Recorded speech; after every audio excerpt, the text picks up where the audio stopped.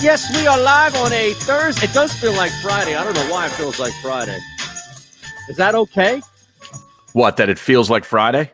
Yeah, and normally it's like, oh, man, it feels like Monday. And it's, Wednesday. What? This week won't move. I feel like for a slow start of I feel like the Sixers in game one. We had a really slow start to the week, and then all of a sudden things have picked up.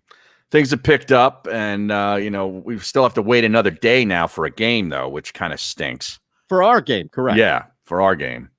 Now, and where is Barrett? I mean, I don't know. What is going on here? We didn't get any kind of text message this morning that actually, no, wait a second. Today is the day that he flies to California. Oh, is he not on the show today? He told us about this last week. Yes, he's going to be gone today, tomorrow, and Monday. Well, hold on a second. To go out to Anaheim. Let's see who's faster on the draw here. He did warn us last week, but he doesn't say anything yesterday. Hey, I'll see you Tuesday, fellas. He's just like he's like a ship in the night. Yeah, not Pittsburgh University. No, not ship you. No, he's a ship in the night. He disappears. He just disappears. You don't even see him. I don't even know if he's been to Ireland yet. He's mastered the Irish exit. Right, exactly. He's just out. He's out. So I mean, I don't even know if he notified Xander. Hey, don't send me the link today. I'm out. No, I don't think so, because Xander, who is again across the entire JAKIB Media YouTube channel, where you should be leaving us a like, hitting us up with a subscription. We'll continue to tell you as more people file in, as we just start open up right now. But yeah, I mean, we had the 3-person background going. Right. Because I think the general assumption was that Brooks is going to be here. Well, he's not. Now what? But he did tell us last week. Okay, so it's not like one of these deals where he just vanished with no word. But typical, like I was out for part of the show on Tuesday. I texted you guys either the night before, that morning. Hey, I'm going to be coming on for the first couple segments from the club, blah, blah, blah. That kind of thing. Right. I don't just drop it on you. Maybe we just didn't check our email this morning. No, I've checked mine. Oh, okay. Yeah, I've checked mine. Yeah. Now, our buddy Trevor from the 203 says he's going to Levitard now that he found out. Okay, good. Enjoy yourself. He's not. He's joking. But I will say this. Here's what is going to happen today. All right. We have some Jeff Stoutland audio. I was all excited to get Barrett's thoughts. I know. But we'll still have to play it. We'll still run it and talk about our Philadelphia Eagles, of course. We also have, mind you, as you mentioned, another day to wait.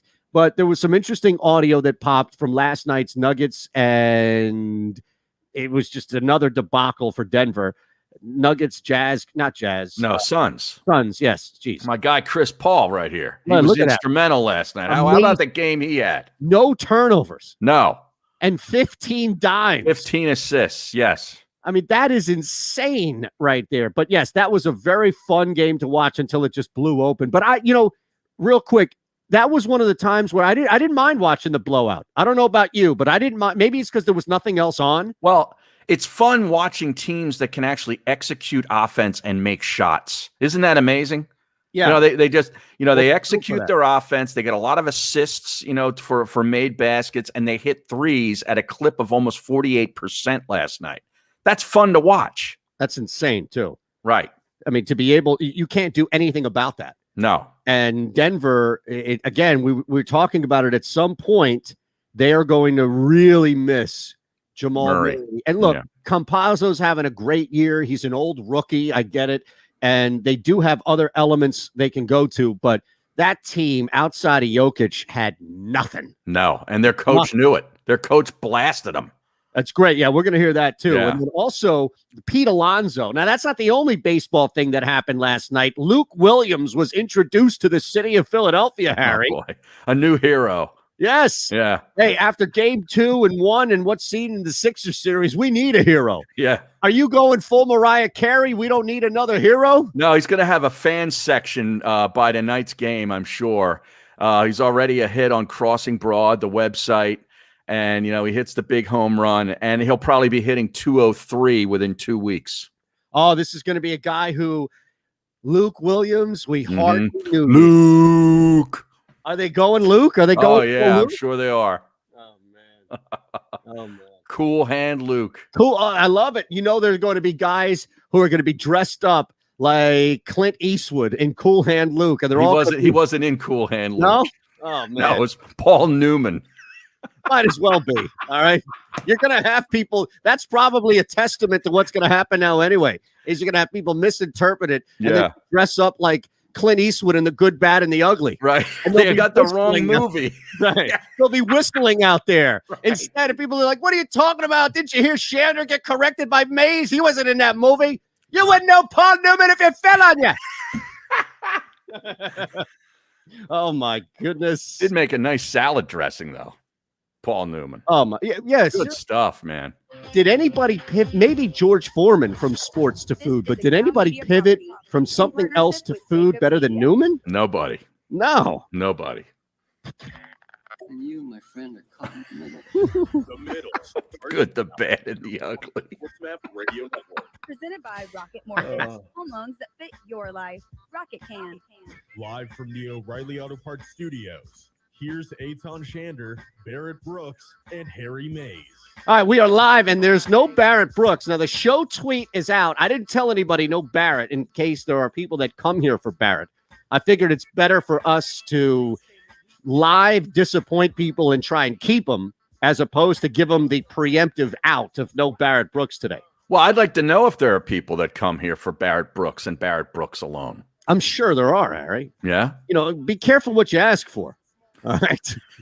You might have Phillip Brooks pop in here and be like, I don't give a rat's ass about you two crumbs. Well, no. I expect Mama Brooks and Phillip Brooks to come here for Barrett Brooks and Barrett Brooks alone. I get that. I'm talking about just, you know, Trevor from the 203 or Owen Buck or Jimmy Blues, guys like that. I bet that there are Barrett converts out there, right? Like, I bet there are people who have come to this show simply because of you, first and foremost, me, secondary, and not to say that they don't know who Barrett Brooks is or anything like that, but maybe they just don't know Barrett outside of TV right now, which is a very rigid post-game show where he doesn't have much time to really breathe like on here. And then all of a sudden they're like, oh man, this dude's got personality, right. He's got energy, he's got stories. He's more than football. Exactly. Yes. So now all of a sudden, you know, they're Barrett converts or they're Brooks junkies. I don't know what it would be, what the term you would call Brooksies. It. Brooksies. Yes. Like Luke Williams is going to have the now I have so many movies. Yes. Yeah. But what was the reference? What was the movie? Cool Hand Luke. Yes. Which is a great movie, by the way. I think George Kennedy's in that too. He's a great actor in that movie. You know, I had that thing completely. This is the bike. Isn't he on the bike a lot? Or is it no? Am I getting something wrong? No, that's down in Florida, right? Cool. They're in a prison. They're in a prison in like it's Florida or southern Georgia or something like that. Yeah, George Kennedy. Good call. Yeah, he's great. Oh man, I'm telling you, you never know. A lot of he actually steals Paul Newman's shine in that movie, if you ask me. Well, George Kennedy, I mean, my goodness, he has been. You talk about it. All right, we got to talk a little about George Kennedy. We got some other things, too, popping up here. Lofty's going to join us 11:40. Dave Lochran here in Philly and Osimo on the Sixers and more. It's the middle. Now, real quick, before we get into it, George Kennedy is, I would think, I mean, think about it. George Kennedy is one of the best second, probably more tertiary comedic actors. And he probably only did it from 2 movies, right? You go back to Airport. Right. Which was... That's in the 70s. Yeah, that's a long time ago. But then in The Naked Gun... Yeah. He was like he was Ed Hocken. He was the guy who always got, you know, banged up or something as a result of Leslie Nielsen as well as OJ. Yeah, he was in... I think he was in that whole franchise, wasn't he? Yeah, he was. Yeah. He was. But he was like a spot-on guy. Like he was the straight man at times, right? But he was so deadpan, it was hilarious. Hey, the missing evidence is the Kellner case. Yeah, he had range, that guy. Yes. You know, because he could play a very serious guy, too. Right. Do you remember? So this is they kicked Frank Drebin off the force, right? And Brevin is going through his files, and he's like, hey, the missing evidence in the Kellner case. My God, he really was innocent. And then he comes in, Ed comes in, right? George Kennedy, he went to the chair 2 years ago, Frank. It's like, the typical, right? Like, he's Lisa Simpson in The Simpsons. He's like the straight person that everything bounces off of. It's hilarious. Now, was Barrett going to check in today? What are the odds? I don't know. I think he might be flying today to the West Coast. So, okay. I would probably not bet on it. He's like the Yogi Berra of one-liners in that movie. No, the doctor said Nordberg has a 50-50 chance of living. There's a 10% chance of that. It's like, there's always, man. Kennedy's a great pull, by the way. Great pull. Good actor. Now, we were going to at least do this thing with Jake, or pardon me, Jake. I saw Jake retweet the tweet. The show tweet is out. We were going to do this thing with Jeff Stoutland, as he was asked by Jeff McClain yesterday about all the things that went wrong with the Philadelphia Eagles. You saw that clip, right? I did. I did. We can play the audio too for people. Yeah. But that was something, man. I mean, he answered it like a typical position coach would answer that. Those guys don't get involved in any of that stuff. No, nor should they, right? No, absolutely. I mean, it was kind of a crazy question. Well, yeah, right. You know what I mean? Way to put him on the griddle for something he had nothing to do with, man. He survived a different coaching regime.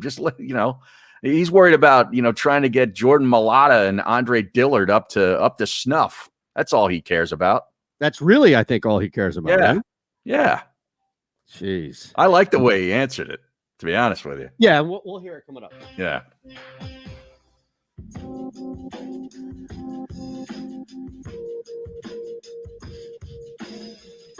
This is The Middle on the Sports Map Radio Network. Presented by Rocket Mortgage.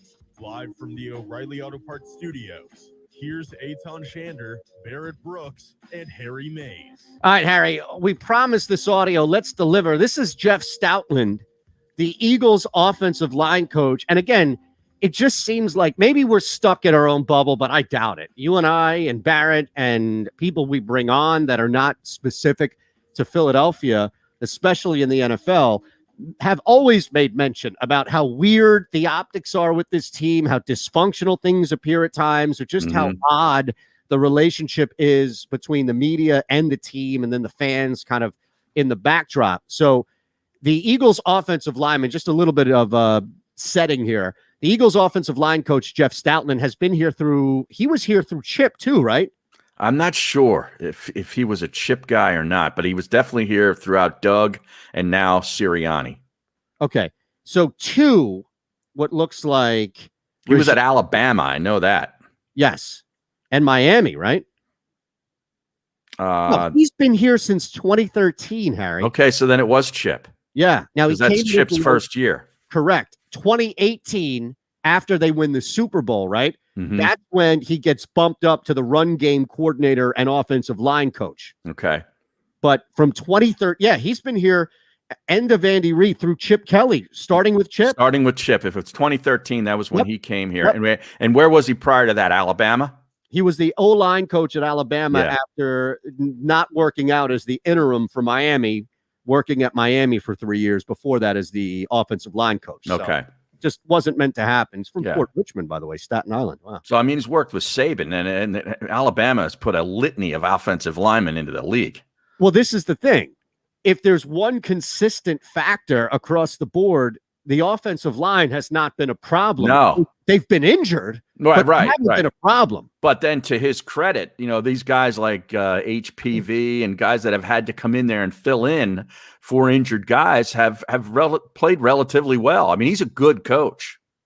Yes, I agree. He's a strong coach, and he clearly knows his stuff.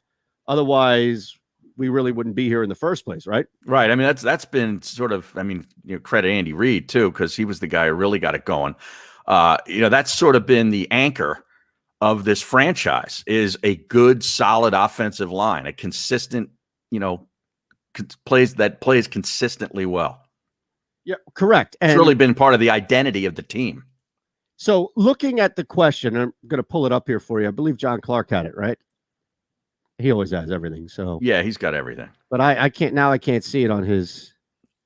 For goodness sake. Anyway, the point being, as I search and methodically go through Twitter to pull this thing up, the point being is that he was asked this question. What I would say, and I don't know about you, Harry, but what I would say, and look, this is not a shot at Jeff McClain. He does a really good job in his reporting, but it seemed like it was wrong place, wrong time, and maybe even wrong person to ask that question to, right? Yeah, I mean, I guess he's just trying to get more confirmation, maybe, of his story, that he put out about, Fletcher Cox, or just sort of, coaches not really, pleased with the way their players are doing things in the offseason. I don't know. I don't know why you'd ask Jeff Stoutland anything about problems with the coaching staff. Right. It's a new staff. No, I agree. And I don't know what answer you were really looking to get. Now, this is it. We'll let you hear it and watch it. If you're live with us on the JAKIB Media YouTube page, we ask that you give us a like. Make sure you subscribe. That really does help us tremendously here across the channel. And from there, make sure you share and tell the world about what's going on here. We're always broadcasting live from the Fritz and Bean Cooley Law Studio. If you know someone who has suffered a personal injury, contact Brian Fritz directly. Tough lawyer for a tough town. And we're sponsored by Pure Bull Beef Jerky. Get yours now. Go to steersnacks.com. Go ahead, Jeff, and then Zach Berman. Jeff, as the only coach to precede the previous coaching staff and then survive its firing, you have the unique perspective of being inside and knowing and watching what happened, what occurred. So from your perspective, what went wrong that ultimately resulted in Doug Peterson being fired and Carson Wentz ultimately being traded? I love Jeff McClain. I don't know, Jeff. I don't know. What am I? I don't know what happened and why Carson. I have no idea. That's not my lane, Jeff. I don't know. What's your next story going to be, Jeff? After this one, what's the next one? How do you know? You don't know. I don't know. I don't know what happened. Honestly, I know this. I know what I have to do to help Jordan Mailata and Andre Dillard look just like the other guys they're playing next to. I know that. I know how to teach a six-man protection as good as anybody. Okay, I know how. That's what I know. The rest of that stuff, I'm not going into that. I don't know that stuff. Maybe when I'm done and I'm retired, we'll come work. I'll do a podcast. I don't know. Maybe, but I don't. Oh, wait a second. He's going to do a podcast when he retires. And he caught himself. He didn't even say cast. He said podcast, right? And caught himself. Now, look, he clearly knows what's going on. And Jeff McClain knows that he knows what's going on. Right? Yeah, but I mean, you don't survive 3 different coaching staffs and out things like that.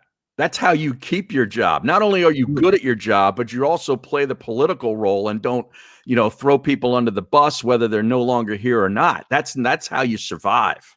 Boy, I tell you, though, there would not be a better leak and a less suspecting leak in all of this organization. And I'm not saying it is. I'm just putting it out there, all right? I'm just putting it out there. There would not be a better, less suspecting or more unsuspecting leak, mole, if you will, in this organization than Jeff Stoutland, right? Than an offensive line coach. Well, here's why, though, Harry. Why is that? Because he has survived 3 regimes, and he has played the political role, to your point, which is spot on. But it's hard for me to believe that he hasn't grown close to at least 1 or 2 of the people who have been discarded by this organization. And you know what? Maybe it was Chip Kelly for all I know, which I doubt. But look, what if he does really have a close friendship with Doug Peterson? And he's like, you know what? Nobody is ever going to think it's me because I keep staying here. Nobody's going to think it's Jeff Stoutland because he keeps sticking around. The organization believes he is the perfect soldier. I'm telling you, right? This is the perfect cover for a mole, Harry. Yeah, well, we'll see. You know, when Doug Peterson gets his next coaching job, which will probably happen, you know, within the next year or so, how good of friends they are, because if they are, then he'll pluck them. Yeah, you know. Okay, that makes sense, right? Yeah, I think so. You think he'll get plucked like that? Well, I mean, if he's that tight with him, sure you would. You know, because Doug Peterson comes from the Andy Reid tree. They believe in offensive linemen. Yeah. You know, that's where the foundation is, and he's one of the best in the league. But don't you love his voice? I mean, he sounds like a football coach. Yeah, he is. You know what I mean? Yeah. Like an offensive lineman. You know, who was the defensive line? It was Washburn. Remember him a long time ago? And then they had who was Howard Mudd was the offensive line coach. Those were two grizzly, just old school line coaches, and they used to have their units go crazy on each other at training camp. It was a joy to watch. And these guys are just with whistles in their mouth. You know, he's always got the whistle around his neck or in his mouth. And then they're yelling and barking with that raspy voice. That's a football coach. That is, man. You know what I mean? He's not playing Rochambeau and rock, paper, scissors. That guy. No, there's no 3-point contest. No. Imagine that. Hey, the head coach. Hey, sorry, Coach Mudd, but the head coach wanted us to shoot some threes before practice in order to gauge our competitive edge. Right. Mudd will walk right up to you and say, I want you to say that again. Right. Like, I dare you say that to my face. Again. Exactly. I dare you to tell me again that you're late to practice because the head coach wanted you to shoot some threes. Right. And get your ass on the sled. Jeff Stoutland isn't playing one of his players in Madden either. No. You know what I mean? Exactly right. There's no, oh my goodness. Can you imagine? You know, like he might have even scoffed at the notion of taking a guy in Dickerson, as good of a talent and top talent he can be healthy, simply because he went through the Sirianni process. Yeah. This guy's poison. He played rock, paper, scissors. I don't want him. I loved his answer. It was good. It's great. It was good. But here's the thing. I don't know what answer Jeff, and why did Jeff feel compelled to ask that question? It's not like, well, he's a guy that's been here for a long time and knows where all the bodies are buried. The problem is he's not going to tell you. No, but don't you think Jeff would have been better on following up with the Fletcher Cox thing, which is at least current? Yeah. Because here's the thing. I don't think the court of public opinion is going to swing in McLean's favor here. A, because that soundbite is gold, but also because it's like, dude, why are you bringing up old stuff? Mm-hmm. I think a lot of the fans have moved on from Carson Wentz and Doug Peterson not being here. No doubt. I mean, what else is there to do? You're not going to dwell on that. Now you're just trying to figure out what we have in this new crew. And I don't know. No. We're not going to know for a little while. I don't, man. And I think for a guy in Jeff Stoutland, he's definitely going to be asked questions about change. I get it. If things don't work, like I could see, asking a question about guys not playing well. But other than that, you know, this team has played well on the offensive line. Guys have come in. This whole thing with Jordan Mailata versus Andre Dillard is that's the only real true competition on the roster. You would think, right? Now, for better or worse, there should be some comp at like the cornerback position. No, there should be. But I'm just saying, like, that's the biggest competition going into training camp. Absolutely. You know, and the outcome of that is going to weigh heavily on how well this team does this season. Adam's exploits on the stream makes a great point. He says Stoutland's the only Eagles coach that's been out of puberty for more than 15 years. Yeah. Fair point. Look, you know, Stoutland, at some point, you would think human nature would kick in. If these guys have no idea what they're doing, and it looks like the wheels are coming off, and guys, veterans are walking in, Lane Johnson's, and I'm just throwing a veteran name out there, who I'm not saying it's going to be him specifically, but you know how this thing works, man. You know, you're on your way to a 3-10 start. All of this mantra that you've been fed by the head coach and the new young coordinators just starts to fall on deaf ears. It's like, man, enough is enough. It's like Gabe Kapler. How many positive platitudes can you have after you lose 8-1?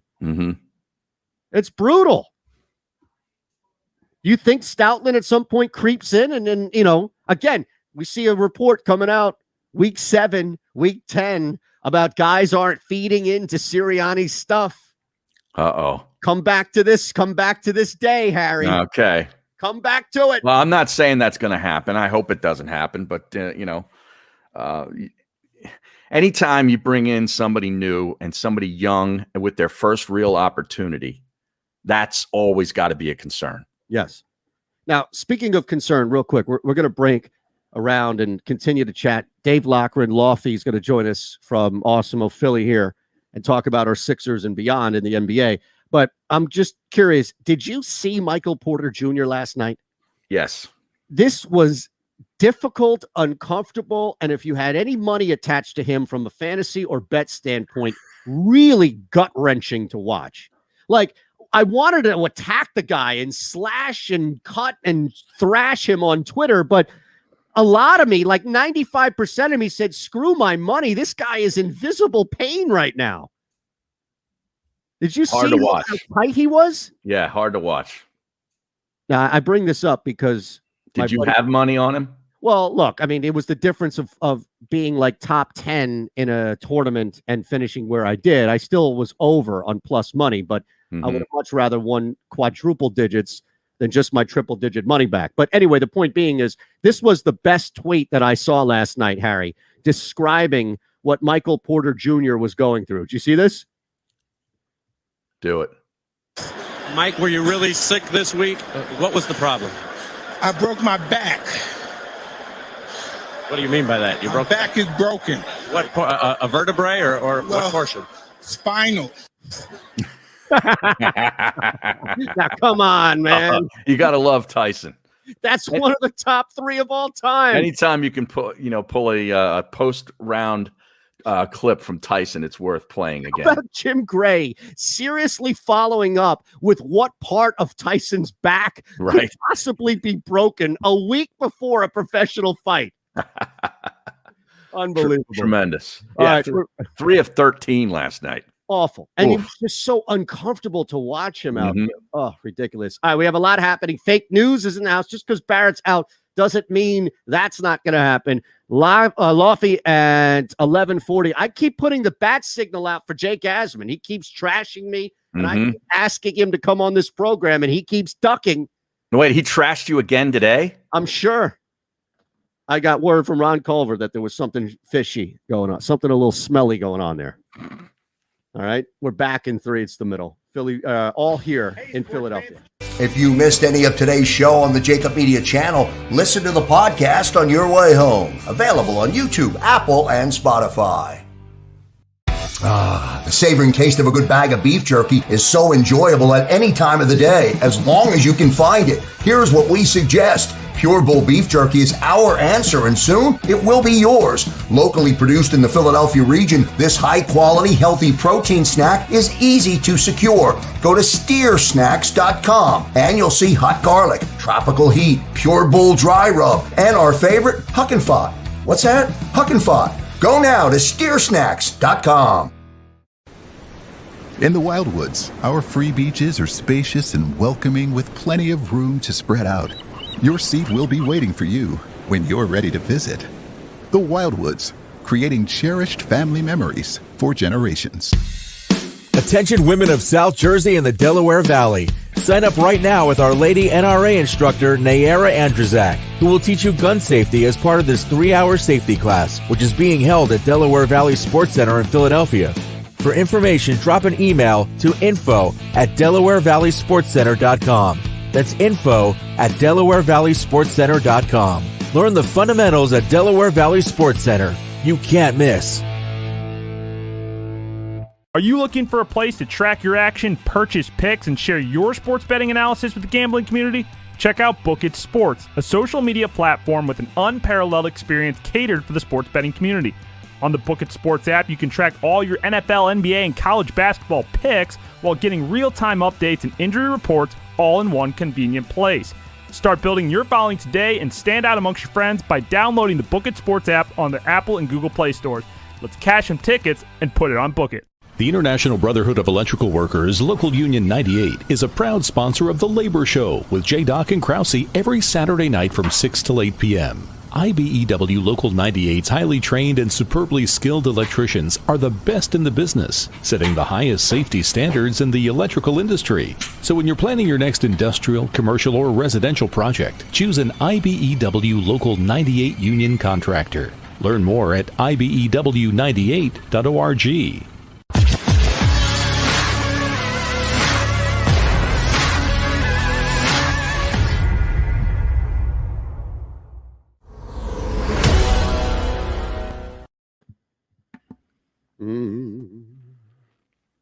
Boy, I won't be able to go through that movie list with Barrett. I was expecting that he would have seen probably 80% of these bad movies. Yeah, but let's start it now. We've got Ron. Lofty will be good with that. If Jake ever pops in the stream, well, I think, look, Barrett's out, man. You can't make the club if you're not, if you're in the tub. Yeah, that's true. All right. Yep. All right. How about Mac and Me? That's the first one on the list. Presented by Rocket Mortgage. Live from the O'Reilly Auto Parts. How many of these movies? 22? Eytan Shander. I think there's 22. And Harry Mays. Dave Lochran, Lofty is going to join us coming up in 9 minutes as we'll talk about the NBA and maybe get a couple of nice little fantasy tidbits for you. He's all over everything from the betting to the DFS to just as a humongous fan here in our area. But before that, we were going to do this with Barrett, but he's out. So Ron is here as always. Ron Culver out in Houston, where our show originates and generates from on Sports Map Radio. Also, the stream, we'll keep it going with Lofty if Jake ever does show his face on here. But you have 22. Now, I don't know why 22. I don't know where. I don't know either. How did you even stumble upon this? I stumbled upon it on Twitter. I just saw it, like the 22 worst movies or something. Okay. And I'm like thinking, Barrett watches a lot of movies. And I bet he's seen a lot of these and probably likes a lot of them. I would imagine, yes. Like Problem Child. Did you ever hear of that movie? 1990. It's the second Yes. on the list. I want to say somebody is what's his name? Arnold in it? Tom Arnold? I'm just seeing a picture here. John Ritter. That's it. Yeah, John Ritter. John Ritter. is Yeah, in the and the movie. redhead kid who's crazy, right? Correct. Okay. That's number 2 on the list. The Heart of Gold. Heart Wait, of Gold. Are you starting with like the worst and you're going to go all the way to 22? Yeah, it's just on this website, popsugar.com is the website. Okay. It's starting with number 1, which was Mac and Me from 1988. That was an alien kind of like I think it kind of looked like Alf. Yeah. But Yeah. that movie is kind of infamous for one reason and one reason only. This is still Problem Child we're talking about? No, Mac and Me. Oh, Mac and Me. Yeah, Mac and Me is infamous for one reason. It's there's a clip in it that Paul Rudd shows that anytime he appears on Conan O'Brien. I don't even know. When is Conan on? That doesn't matter. He's going off the air. But you guys know who Paul Rudd is. Yes. Yeah, Paul Rudd's amazing. Paul Rudd is the ageless wonder. Every time Paul Rudd appears on the Conan O'Brien show to push his new movie, he always shows the same clip from Mac and Me. Okay. And literally, it goes back to almost like 20 years. Okay. So Mac and Me might have a little bit of popularity. I think the movie was terrible, but it might have a little popularity because of that. Thanks to Paul Rudd. Thanks to Paul Rudd, just goofing on it. Got it. Okay. All right. Now, this number 3, I guarantee you've seen. Look Who's Talking Now.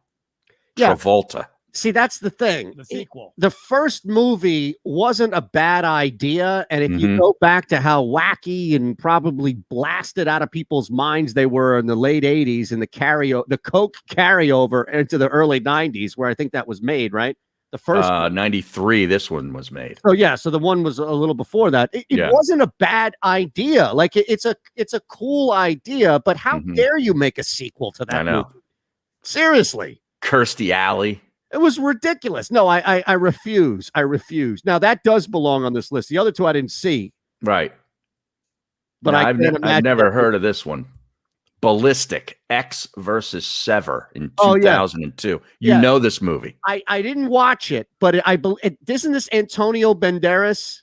Yes, it is. And Okay. Lucy Liu. Okay, right. So this is in this height of like, oh my God, Antonio Banderas is the next thing. He's the next great thing. Action hero, Antonio Banderas. But the problem was that he didn't have that great of a shelf life. No. And they kept trying to force him. This was one of those movies, Harry, where I was kind of like, yeah, I get the whole Banderas thing, but I don't need to see this. It's a shame because I'm a Lucy Liu fan, but I watched that movie. It's something. Whatever happened to her? I think she went to TV. Actually, I think she went to a TV. Once you get a comfortable TV job on a show, you never leave unless the show is done. All right, so that's a great one because I can't imagine watching that movie and thinking, no, it doesn't deserve to be on this 22 all timer. Right. I'm proud to say that I've never seen any of these yet. Great. Yeah. I just saw the preview, and that was enough for me to stay away for X versus Sever or Seven, whatever the hell it is. Sever. Yeah. All right. Yeah. All right. Give me one more. Give me one more. All right. The fifth one is also from 2002.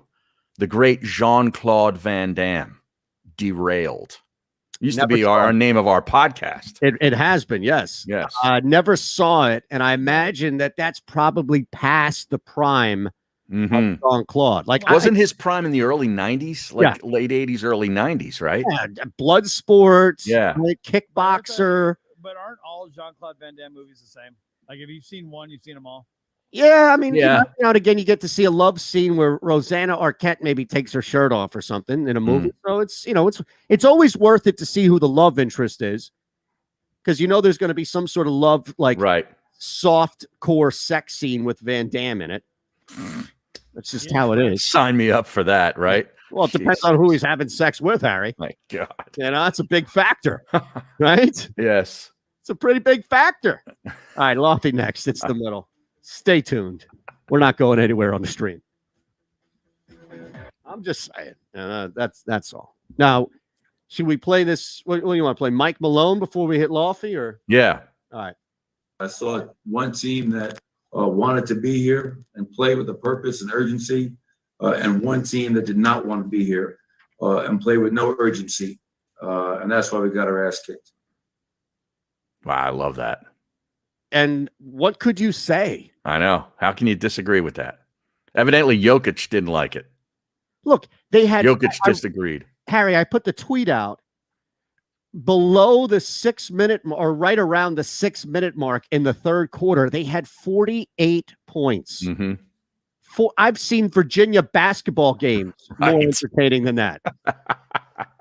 What in the world is? And look, Phoenix is a sneaky good defense. I don't think people realize how good of a defensive team Phoenix can be. But my God, 48 points through 2.5 quarters. Yeah, Bridges is good. Eytan. Yep. Good. And look, Crowder's got some spark to him. Look, they do a lot of what, and I like it. They compensate for not having Chris Paul or Devin Booker needing to lock people down, where they funnel a lot, right? They funnel into Eytan. Same thing with Embiid. If you have a guy that in the middle that you can take advantage of. Now, the Sixers have luxuries of Simmons and Thibault, right? But if you don't have those luxuries and you have a guy like Eytan, you can funnel a lot in that way. But man, I mean, this series, I get it. Like, you never want to say it's over. But my God, again, I feel the same way about Milwaukee as I do Denver in their respective series. Yes, they can win a game. I just don't know how they win multiple games. Yeah. It's crazy. I don't know that Milwaukee wins a game. That would be something. That would be, I mean, as much heat and crap as Ben Simmons gets, and in some cases it's warranted. Giannis getting swept out of the playoffs, he would be looked at as one of the most overrated players in the NBA in like 5-10 years. Oh, he would be getting the Damian Lillard treatment. Yes. Or Chris Paul for that matter, for his career. Yeah. And irony, of course, is Paul might at least chase some of those demons out. Yeah. With the trip to the Western or NBA finals now with Phoenix. Wow. That'd be a fun series if you got either Brooklyn or Philly against Phoenix in the finals. I would love Phoenix because of the entertainment. I do worry about Kawhi Leonard in a final setting. If they get that far, which I don't think they will, Utah's tough. We talked about the home court advantage with Utah as well. Yeah. That's great, man. It's a little Cheney in him. We got our ass blasted. What's Lofty's Twitter? At Lofty_D. Middle on the Sports Map Radio Network. Should be popping in. I told him 40. So live from the O'Reilly Auto Parts Studios. Here's Eytan Shander, Barrett Brooks, and Harry Mays. Barrett on his way out west. Now Barrett is gone tomorrow as well, right? And Monday, I believe. And Monday. Okay. Yeah, he's got a lot of testing that he's got to go through Friday through Sunday, I believe, and then travel days Thursday, Monday. All right, so we'll make sure that we update you on Barrett's travel schedule as we get it. We don't normally get it until it's too late. Right. we get it usually after he's already traveling. Exactly. Now, as promised, here's Dave Loughran at Lofty_D, where you can follow him on Twitter. Another verified member joining the program here. We still need to get Harry that check. Dave is all over. Awesome. First verified member here, if we want to be completely clear. Oh, yeah, look, see. How about that? He will not waste an opportunity, Harry. That's how about that Philadelphia humble blast? Yes. You got to. Because, I mean, that's Eytan showing off the new verified check. Oh. I'll be honest. Sometimes I wish I didn't have it because some of those verified people on Twitter are absolutely just intolerable. So sometimes I want to take it away. I tell you, Eytan's had a little extra, hitch in his, step. Yeah, right. Look what it's done to him. I'm telling you, it's unbelievable. They accused me yesterday, Lofty, of celebrating more of the blue check than I will for the upcoming birth of my son. Mm-hmm. For someone that bashes Twitter as frequently as you do, I'm very surprised that you would even accept such a thing. I know. I called him a Twitter terrorist, Lofty. Hey, you know what? I'm going to tell you this real quick, and I'm never going to admit saying it. Nobody's listening but the two of you. I promise. Not even the stream can hear me right now. I'm a hypocrite. That's all right. We all are. You're an opportunist. I get it. So am I. Yes. I just want to be visible. But here's the thing. It's not over. The battle is not over. But I feel like I'm kind of in a catch-22 because I want to be public and rail against the site for not verifying Harry, knowing that Harry, of the three of us, meaning us and Barrett, myself and Harry, has the majority of the followers, has the majority of the reach. We need him verified. But Lofty, I'm afraid if I start railing against the app now, they'll remove your check. My check. Right. Yeah. I'm a good test case for that and case study for that. And they haven't done so yet. So I think you're all right. But yeah, Harry should have been verified far before any. I've been verified for years, and the only reason is it was back when you could submit for it and they would verify pretty much anybody. So now I think that the process is a lot more stringent than it was. Not to say, I see people getting verified that follow more people than they follow. Just right. Or follow more people than follow them. It's absurd. Right. But in the end, it doesn't really mean anything. No one's impersonating me on Twitter. Well, Lofty, speaking of verification, is there anybody on this Sixers bench other than Shake Milton and his second half that he had in game 2 that can get verified? Yeah, no. The bench, it's a good question, though, Harry. The bench has been a disaster, and I know we're heaping praise upon Shake Milton, which is, great. I know Eytan was furious about all the praise that he got. Because it was, he had a good game, but was Shake Milton the reason that we won that game? Listen, if we have to praise guys for finally doing their job, and I'm not taking away anything from Shake. That huge 3 at the end of the quarter and a couple really clutch shots were great, but Joel Embiid's out there playing with a tear in his meniscus, dropping huge 40, games.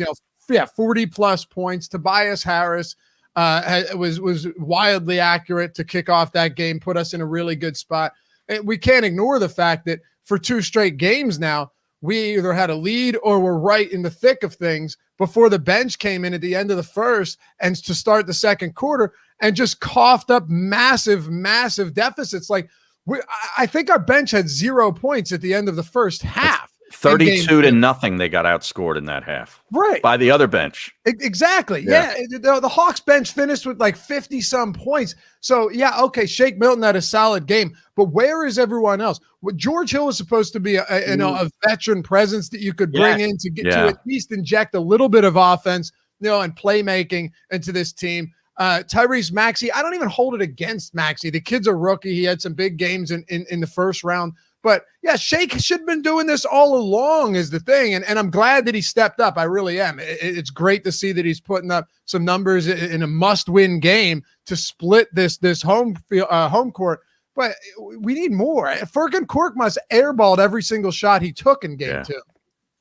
Yeah, honestly, I wonder if you can do this, not for the series, Lofty, but just for like a game 3, where you come out and you just ask your starters to be out there a little longer. You stagger the bench a little tighter, and maybe it's Simmons out there a couple of extra minutes as opposed to just Toby with 4 guys. And the reason is that you build this insurmountable lead game 3 and then build that 2-1 series lead to where you can go back in game 4 and give these guys on the bench the typical minutes that you would. You're just asking the starters to really tighten it up a little more in game 3 to almost put this series out of reach. For sure. I texted you the other night. I said, I don't know why Doc is not staggering these starters more, right? Like, think of this. We take a massive, I would never say insurmountable lead because it wasn't, but we take a huge lead in the first quarter. At one point, wasn't it like 24-4 or 24-6 or something? Yep. We're up at least 15 midway through the first quarter. That's a perfect opportunity to take Joel Embiid, put him on the bench for a few minutes when Tobias Harris is lighting things up and the rest of this offense looks good. So then you can bring Embiid back later, even in the first quarter, sit him for 4 or 5 minutes, bring him back to close the first, and put Howard in alongside midway through the first, put him on alongside Harris and Simmons or whoever. But like if you have, and maybe take Curry out with him as well. So you'd have Harris, you'd still have Danny Green out there. You'd still have Ben Simmons. You could take Seth and Joel Embiid off. And this is just, hypothetical. Take those 2 guys off. So then when you bring them back, sure, you want to give Tobias some extra minutes. You have Tobias out there. You have Joel Embiid out there. You have Curry. And then you don't have to worry about having 4 bench players and just Tobias Harris getting bulldozed by guys like Danilo Gallinari and Kevin Huerter. Those guys aren't even that good. I mean, don't get me wrong. They're very solid bench guys that I'd love to have on my team, but they shouldn't both be dropping 20 plus in a game while our bench does nothing. You got to stagger them more if we're going to have any chance of keeping games competitive in the early second and second quarter. Yeah, no doubt about it. And what do you think the Nate McMillan's adjustment to the adjustment is in game 3 to get Trae Young back to doing Trae Young things? It's a good question. Look, the truth is when it comes to guys like Trae Young, you're going to have good games and you're going to have bad games. And some days you're just not going to shoot well, right? Like there's no way they could sustain their 3-point shooting from game 1. They couldn't miss. They hit 20 of them. Yeah, it's crazy how many threes they made. Yeah. And Eytan, that's why you and I were all over the Joel Embiid rebound props because he still had 21 rebound chances in game 1, despite the fact that the Hawks weren't missing shots. Yeah. So you have to consider the fact that wasn't sustainable. But I also think game 2, where the Hawks had some pretty dreadful shooting from guys like Trae Young, also isn't what we should be expecting coming back to Atlanta. So when you're looking at adjustments from Nate McMillan, Doc made his. He didn't put Danny Green on Trae nearly as much in game 2, which was a wise decision. Too bad it took him 24 minutes to figure that out in game 1. We could be up 2 games going into 2-0, going to Atlanta. But I think, Trae's just going to keep doing his thing. The kid's deadly from threes, an absolute killer. And you just have to limit the damage as much as you can and prevent guys like Huerter and Gallinari and Bogdan Bogdanovic from raining down threes. I mean, how many corner threes did they make in game 1? It was every time they shot it, it went in.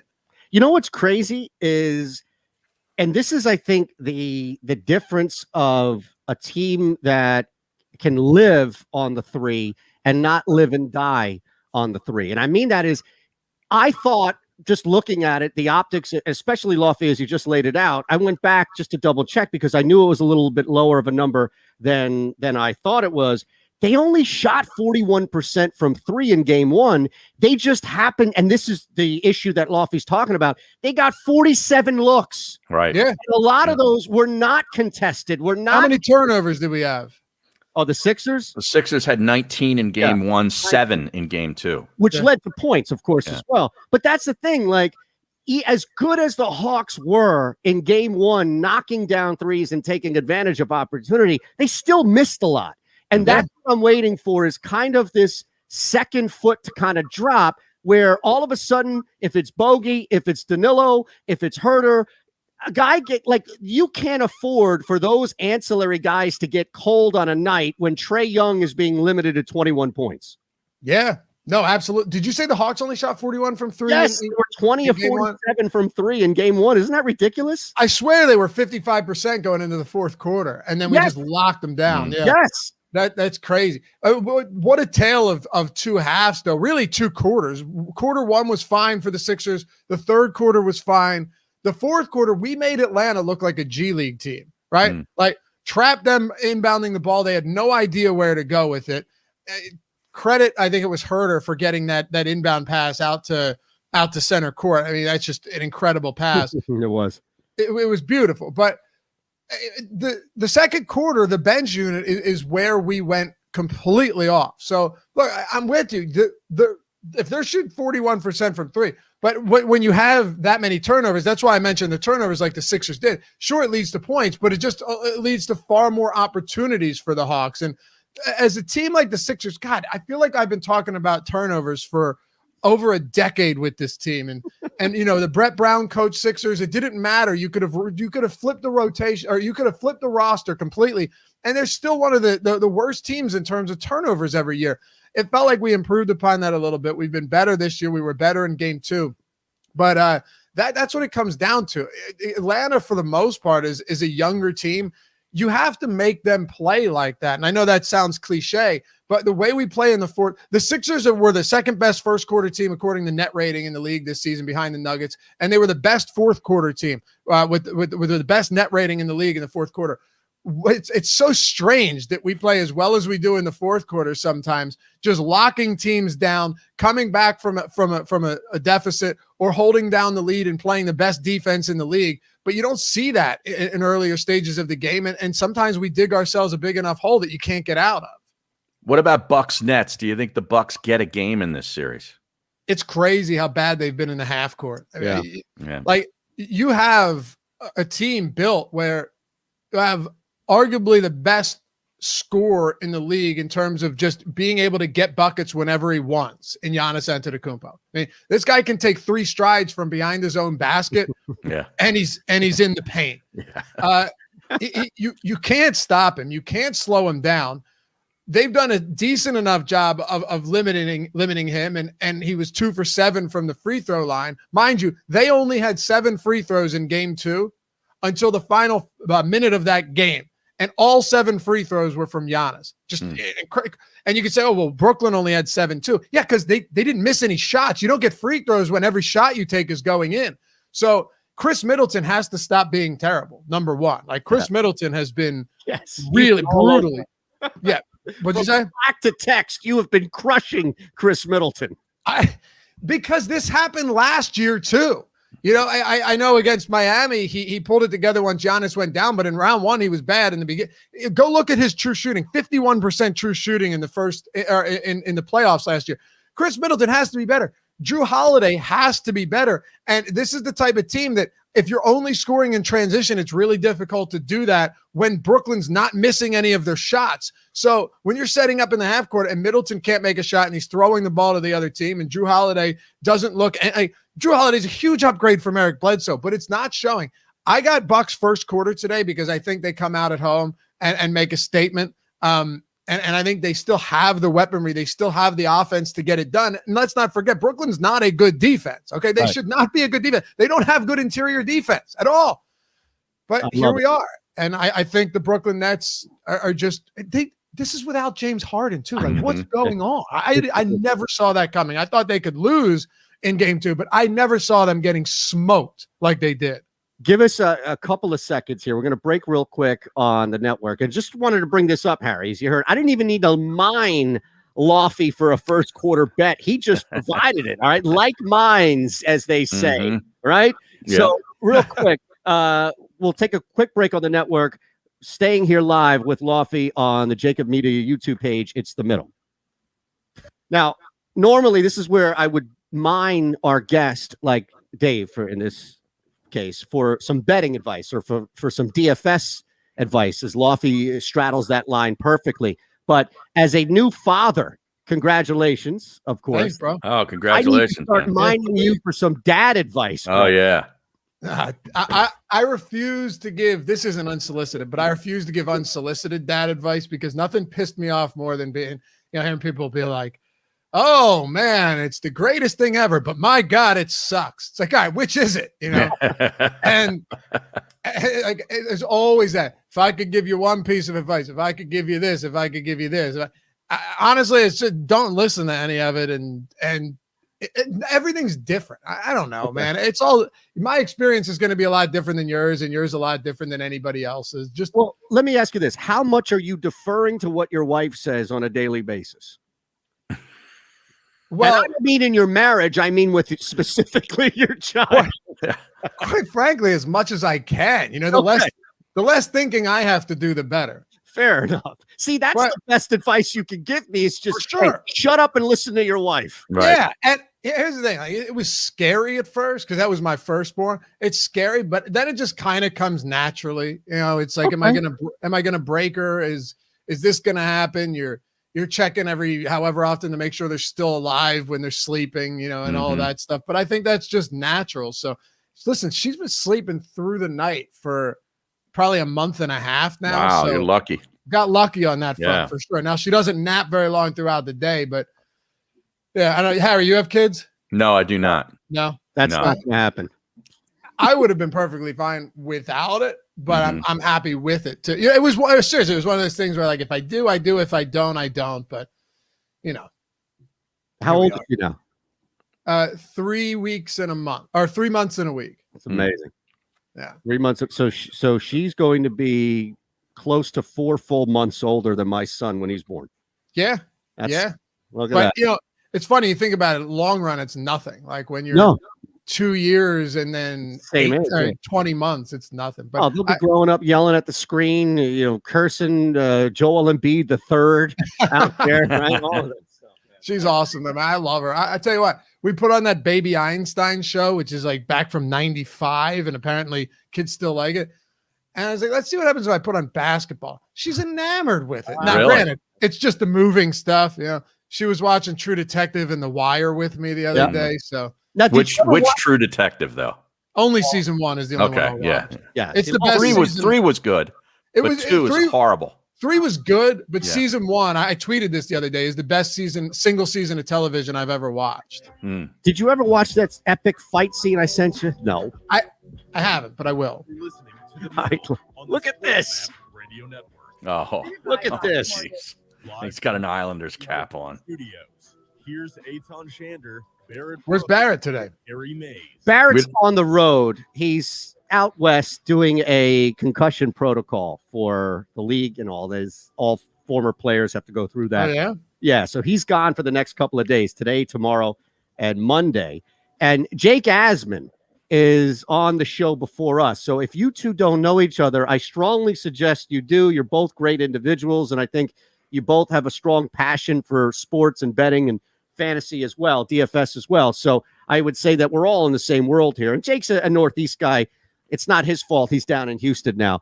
But Asman has been ripping me to shreds, Lofty, over the past week because I am now verified on Twitter. And to be fair to Jake, I spent about 2 months crushing him when he got his verification check before Twitter reopened up the process. So we've been trying to track Jake down this past week, and he's finally here. I'm here, Eytan. And, I had Harry on my program yesterday, and we talked about your hypocritical behavior. I mean, look, I thought you were, the Twitter bad boy. You didn't want the check anymore. Screw you, Twitter, and your algorithms. Right. Trying to tell people to not go to the website, to get off of this stupid app. Yeah. And then Eytan gets the blue check mark, and he's right back in the mix. He's tweeting up a storm. He's using his blue check mark influence on everyone. You sent Jack a card. Yeah, I did. It's shocking to me. I heard Jack's coming on his his gambling show he does at night. He's going to be kissing Jack's feet. This is unbelievable. This is the treatment I get, Lofty. All I'm trying to do is a radio show, man. Listen, it does wield power when you have that check mark. Let's be honest. When you had jokingly said, I need someone to host a show with me. This is how I was introduced to you, right? Like, right. Was it a year ago, 2 years ago? Probably 2 years ago now. It was before COVID. I know that much. Yes. My neighbor just like threw my name out there jokingly. I bet if I didn't, and then we ended up doing a show together that very day. Yes, and then, right. You had no idea who I was. And now look at this. I bet if I didn't have that check mark, you'd have been like, who's this guy? You know? Well, no, to be fair, I need any and every local voice I can get on the show. And you'd be surprised how many texts don't get returned now from people I worked with over the last 5-10 years. So to be fair to that specific thing. Yeah. But yeah, look, you never know. Like, I could be one of those verified snobs like Asman who just on his notifications goes over to the verified tab and doesn't even acknowledge the peons anymore. So maybe I wouldn't have even seen you on Twitter if you weren't verified. Well, you tagged me in a tweet, and I knew. Well, it's time to enter the middle dungeon. It came up like, look at this blue check mark in my notifications. Who is this guy? Eytan Shander. Now, he's become an elitist, Harry. We're watching. Oh, I know. Hey, Lofty, I know you can't hang here for a while. You've got parenting duties. You've got awesome. Oh no, she's in daycare. I just got to do a bunch of other stuff. So you can if you got to go, that's totally cool. But you can hang with us as long as you want. I didn't want you to feel compelled and start looking around like at your watch, like Jesus, when are these guys going to let me the hell out of here? You can leave whenever you like, sir. You're good, man. I got a few more minutes. All right, nice. Now, Harry, yes. Yeah, I wanted to ask Asman before we moved on. This Islanders cap that he's wearing, is this just a bandwagon situation? Yes. Or you're just sort of jumping on the New York team that's left, and your Yankees stink, even though they've beaten up the Twins, but you're just like glomming on to anything New York. A bandwagon. I grew up on Long Island. I was at the Nassau Coliseum when they were the worst team in the league, when fans were chanting last place so they could get John Tavares in the NHL draft. I was at an Islander game when Quebec City fans showed up and started lobbying the NHL to move the Islanders because they could never get a new building out of Long Island into Quebec City. I am as real of an Islander fan as it gets. So that's why I appreciate this run so much, because in my lifetime, they have never had this type of success. So I am in love with this team. And I told Eytan before the playoffs started, I went on his show and I said, watch out for the Islanders when they were playing Pittsburgh. He looked at me like, really? And I go, this team is built to play playoff games. They are built to go to the Stanley Cup. And here they are, 4 wins away from doing that. Lou Lamoriello, that guy knows how to build a hockey team. Yeah. Winner. Jeez. All of the Nassau Coliseum was Skid Row open up for Guns N' Roses back in the early 90s. And Sebastian Bach asked the entire crowd to think of somebody that you absolutely hate and picture that person while sticking up your middle finger and saying, fuck you. That's the one thing that sticks with me at Nassau. It's a dump, that place, no doubt. But that place can rock like like any building left. Sebastian Bach reference today, huh? Yeah, they pack you in like sardines there, Eytan. It hasn't changed much probably since when you were last there, but that's what makes that place special, right? It's like the last of its kind. They needed a new building for 30 years, and this is the last season of the building of them playing there. And it's been pretty special to see it as loud as it's been during the playoffs. I mean, geez, I'd rather eat shit off of the floor from the vet than go watch a game in the Nassau Coliseum. What's wrong with you people up there, man? Is that a bad seat in the house? Like, what? You can't, it'll take you 3 hours to go to the bathroom, so you better pee your pants if you're going. But as far as watching a hockey game there's probably not a better place to watch a game because there's no bad here. Think of the history of that place. Dr. J got his start in that building. Yes, he did. Well, actually, he might have started. Did he start with Virginia and then go to the Nets? He won the ABA championship at the Nassau Coliseum. And then went to the Sixers. Yeah. Right? Yeah. Real quick, as we still have Lofty here too, and Jake, we had this group of movies that were deemed as the worst ever movie. And clearly, Lofty just showed his credibility by saying True Detective season 1 one of the most epic seasons of television in the history. That I'm a true professional over here. Yes, that one shot is magnificent television, but the season as a whole, absolutely. So we had these movies. Now, forget the ones we already mentioned, Harry. Right. Where are we right now on the next one? See if either one of these guys have seen it, because we haven't seen anything that's come out. I highly doubt they've seen this. In 2002, Pinocchio. Oh, no. Now, Okay. live action or a cartoon? No, live action Pinocchio. Oh, jeez. No. Yeah. I don't even want to spend a second on that. No, me either. I just went right past it to Killing Me Softly in 2003. Oh, this seems like one of these really bad, like Stallone movies, right? No, Heather Graham, erotic thriller. Ooh. I've probably seen it. Just because of Heather Graham, right? No, I don't know. I think I have seen Killing Me Softly. I don't remember any of it. That's a long time ago. Heather Graham and Joseph Fiennes were the stars. Never heard I don't of even it. know who Joseph Fiennes is. Me either. The Killing Me Softly, I think of the Fugees. Yeah. Yeah. Maybe that's why I think I've seen it. I think so. I think he's like a fourth line winger for the Islanders. Give me another one, Harry. All right. Constellation in 2005. Never heard of it. Never heard of it. What? Billy D. Williams and Gabrielle Union. Okay. Look, Billy D still brings asses to the seats, but all right. That must be a brutal movie if it's made this 22 of all time. Right? All right. It's What gotta else? be terrible. We have One Missed Call in 2008. Is that a horror remake? movie? It's a remake of a Japanese film where it revolves around a foreboding phone call. It's a horror movie, right? Yes. Yeah. Yes. Yeah. I think I've seen it. You've seen Edward it. Burns is in it. Love Edward Burns. Is it as bad as advertised, Lofty? I don't see. The thing is, this is so long ago that I don't. It's not a movie you watch twice, apparently. So I'm not sure how I would remember. That's what 16. Would you say 2005? Yeah, that's I 16 believe years it. ago. Hold on one second. Riley Auto Parts Studios.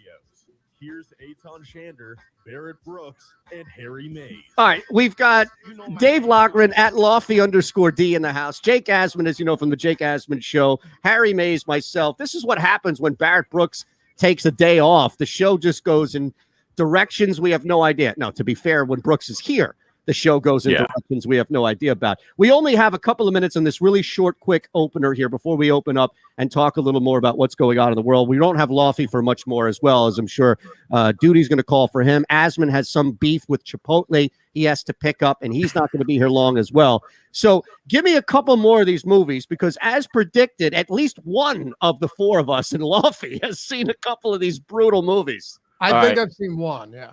Homecoming, a film by Morgan J. Freeman, starring Misha Barton, Matt Long, and Jessica Stroup. These really are terrible They're movies. terrible. This looks like a thriller. Yes. Okay, so these thrillers here are always going to... Horror is tough, man. It's tough. Julia Roberts is in it, though. Oh, really? Yeah. I guess that's not enough to move asses to the seats. All right, what else you have? What year was Homecoming? No, wait, I'm looking at the TV series. I apologize. Not okay, yes, because her name would have been on the... I stand corrected, yes. That was from 2009, Homecoming. Jake, nothing? You haven't seen this movie? I haven't seen any of these movies you guys have mentioned. I haven't either. Keep going. Let's see until we hit one where more than one of us have seen it. I'm going to skip over this. The Nutcracker in 3D. No. Unless we're come on. talking porn, I haven't seen that one. Oh, Go ahead. jeez. Go ahead. Bucky Larson, Born to Be a Star. I know this movie. 2011. Yes, I know this movie. I didn't see it, though. Christina Ricci. Remember her? She had a little run back in the day. Nick Swartzen, too. Yes, Swartzen. Oh, and Adam Sandler. Sandler, yes. That's how I know this movie, right. Don Johnson was in it. Yep. I feel like I had to have seen that. Speaking of porn, that's the slug. After learning that his parents were porn stars in the 70s, keeps going. Dark Tide, 2012. Holly Berry. Big fan of her, but never seen the movie. One Huge more fan. we have time for, real quick. All right. 1,000 Words, 2012. This is an Eddie Murphy flick. No. Kerry Washington was in it. No. Never even heard of it. Wow. Oh, man. I hate to do it. I'll give you the best. I know you got to go. No, we're break, good. but We're break now. So, look, I've been saying that for you because I don't want to. You can stay here until as long as you want, brother. I'd love to, but I do have to go. I'll give you the best movie I've seen in the past 10 years. Five. I'll give you 5 years. 5 years. I just watched it the other day. It's from 2019. It's called The King on Netflix. If you haven't seen it, check it out. I promise you won't regret it. It's phenomenal. It's about Howard Eskin. Yeah. It's just Sean Yeah, Harris it starts off with you dope. yeah. Young Henry V.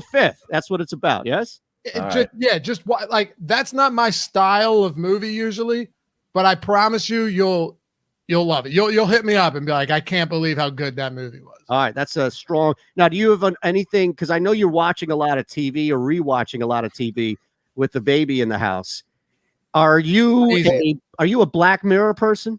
Yeah, I like I like Black Mirror a lot. There's a new show on Prime called Solos. That's, I guess, an anthology type Black Mirror type show, and it has some pretty famous people in it. I don't know if you stumbled upon it yet. No, I've never heard of it, actually. It's funny. Watching these shows with a kid, I've hit the rewind button so many times because it's like you can't watch anything straight through. You just backwards, and I do what I can. But no, I haven't heard of that. Yeah, Solo season 1. It's Cool. It's getting like, again, it's all about Black Mirror. There's that Philip Dick's. If you haven't seen that one, Philip K. Dick's Electric Dreams. That's on Amazon. I would start there. It's a 10-episode season. It's an anthology. You've got strong acting in it. Bryan Cranston, Terrence Howard, some female roles as well that I'm forgetting. But it's really good, and it's just like Black Mirror. It's like, technology and all. There's an episode where there's a cop, and she's in her world, but there's a piece of technology that you can basically put in like a Black Mirror thing you put on your lobe, and it takes you into a VR world. And she's Terrence Howard in this virtual reality world where she's a cop trying to solve something, but she's using it to sleep, and her worlds gets mixed up, and she no longer knows who she really is. If she's the cop in real life or if she's Terrence Howard and going to the it's crazy. It's really what's it called? Philip K. Dick's Electric Dreams. Okay. Yeah. Check it out. There you go, brother. Great stuff, you on the Lofty. show, fellas. Yeah, Thanks, man. Good to talk to you, Harry. Nice There to he meet you, is. Jake. I'll talk to you guys. At Lofty _D. There you go, brother. Now, All right, Jake, now yes. we got to hit this thing with Pete Alonso while we have Jake on. Absolutely Okay. right. That's perfect. Now we're going to be back on the network coming up in 5 seconds. So we'll do all. There's audio too, Eytan of Alonso. Yeah. You're welcome for that. Did you provide the audio? Did you? Oh yeah. Did you ask the question? Well, I edited the clip to send it to Ron. Oh, nice. This is The Middle on the SportsMap Radio Network. Presented by Rocket Mortgage. Live from the O'Reilly Auto Parts Studios. Here's Eytan Shander, Barrett Brooks, and Harry May. Yeah, I swear, I only told Lofty, like, hey, come on, 10, 15 minutes. I know you got stuff to do. It's infectious, man. We love it. People like to hang. Jake Asman is in the house hanging. Right. Lofty's now. a great follow, though, man. Yeah, he is. He really is. We suggest you follow both Jake Asman and Dave. And Asman's got the YouTube, too. You got to subscribe to that. Correct. The Jake Asman YouTube channel. There you go. Yeah, Harry told me live on the air yesterday that he subscribed to the channel as we were doing the interview. I was like, wonderful. That's what we need. We assume that you are subscribed to this channel, correct? That's how I watch you guys every day. If I'm not, in my car, I put on the SportsMap app, and I get home on the computer and I put on YouTube. It's great. I've seen him on the chat, Eytan. I have as well. Yeah, I have as well. Just wanted to make sure. We're live and local, of course, from the Fritz and B and Cooley Law Studio. If you know someone who suffered a personal injury, contact Brian Fritz directly. A tough lawyer for a tough town. And the Middle, sponsored by Pure Bull Beef Jerky. Get yours now. Go to steersnacks.com. All right. So I see the 2 cuts on the prep sheet from Pete Alonso, but it sounds like Jake Asman has done yeoman's work, to quote our old buddy Lambo here, and put together a cut. Now, is this just, should we play the cut you gave Ron Culver, or should we play the stuff off the prep sheet? Sounds like we should play the cut you gave Ron, right? So the one I gave Ron that I played on my show this morning is the reporter following up on Alonso saying it's a fact that MLB manipulates the ball based on free agency. And then the reporter basically asked Alonso to expand on that answer. So if you have the first part of the context, then the second clip just kind of covers more. Okay, so let's play this? I hadn't heard until you mentioned it, the idea that they do it based on free agent class. Is that something that players talk about and believe in? Oh no, that's a fact. It's not. It's yes. I mean, guys have talked about it, but I mean, in 2019, there's a huge class of free agent pitchers, and then that's quote unquote the juice balls, and then 2020 was a strange year with the COVID season, but now that we're back to playing a regular season with a ton of shortstops or position players that are going to be paid a lot of money, like high caliber players. I mean, yeah, I mean, it's not a coincidence. Wow. We are talking nothing in baseball except scandal, conspiracy, collusion type stuff. The game doesn't even matter. No. And now this is more from Alonzo before we hear the cut from Jake. I'm wondering if you think MLB's doing the right thing by cracking down on pitchers with sticky stuff, and if so, why? Oh, absolutely not. I think that I don't think so, because for me, I think that since the start of the game, pitchers have been using substances. I mean, there's a bag of rosin behind the mound right now to help guys dry their hands and get grip. For me, I think whether they're using pine tar rosin, bullfrog, or sunscreen and rosin, or whatever they want to use to help control the ball, let them use it. Because for me, it's like I go in the box every single day and I see guys throwing harder and harder every day, and I don't want 99 slipping out of someone's hand because they didn't have enough feel for it. Wow. He saw his teammate get drilled. Yep. Now, is that similar to what you gave Ron, just so we know? Or Yeah, the first one was what I played on the show. Yeah, just the follow up there on the free agency. I think I love Pete Alonso. I think he's really good for the game. He's opinionated. He's got a good personality.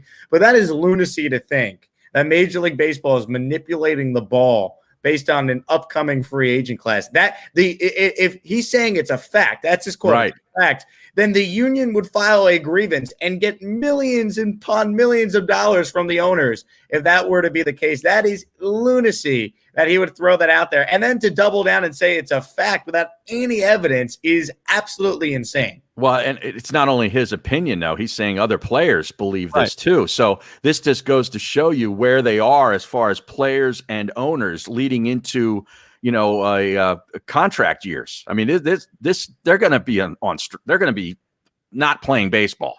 Agreed. We're getting a lockout. These guys can't even agree on what day of the week it is when they talk. I mean, I don't think many people will care.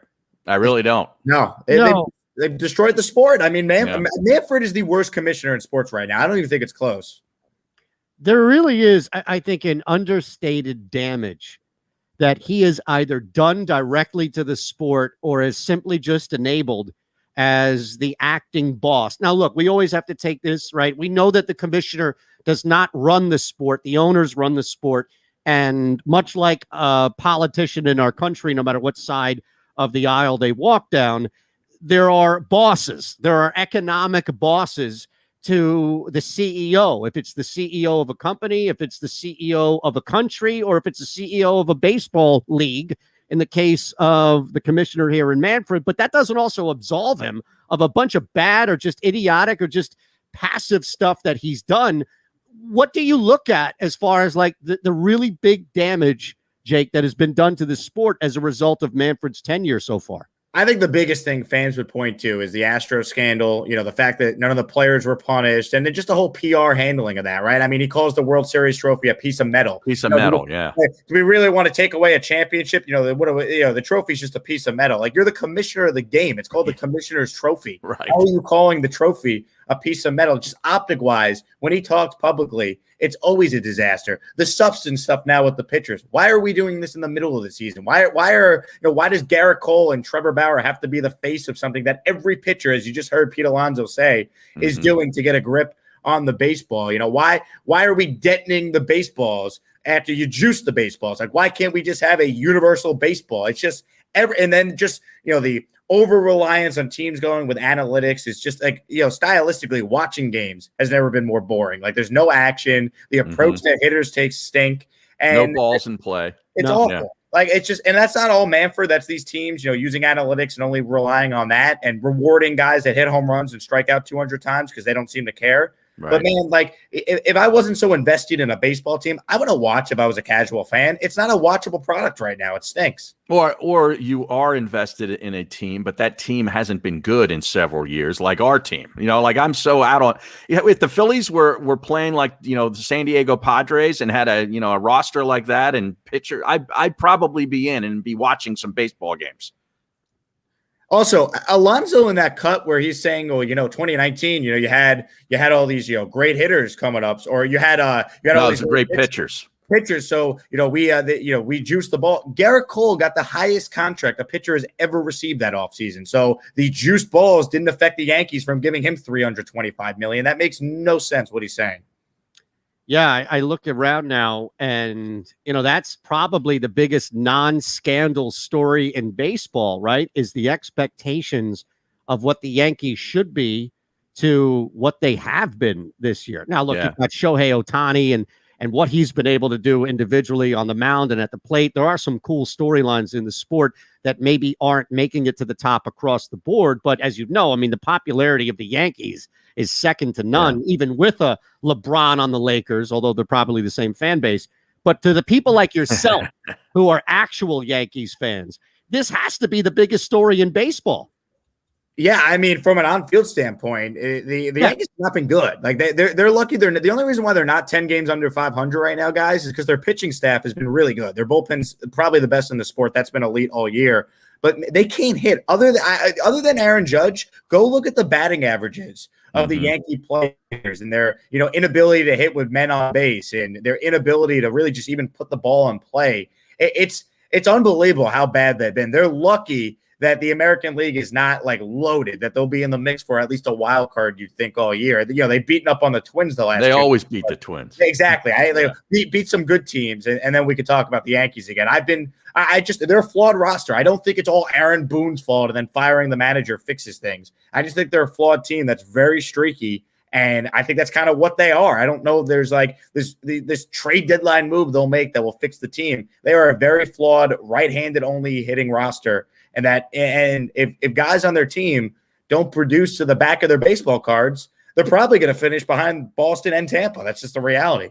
Now, what do you think happens to Alonso here? Does he get punished in any way? I don't think he will. I don't know what the ball. Yeah, Mike K. Yeah, you hit him in the ribs. Who's hitting him in the ribs though? Like, is he speaking out like on behalf of all the players? Like, like if he's saying that, how many people actually believe that MLB is manipulating the baseballs based on a free agent class? Like, it doesn't make any sense, man. But it just shows you there is no love lost between the players. No trust. And the owners. No trust. Yeah. Rob Manfred could say 2 + 2 is 4, and the players would argue on that one. Like just facts, just much like our country, facts don't seem to matter anymore with Major League Baseball players and owners. I'd love to know what Boris says about it. That's right. What does he think? Put a tweet out, Jake, with your verified account. 2 + 2 = 4.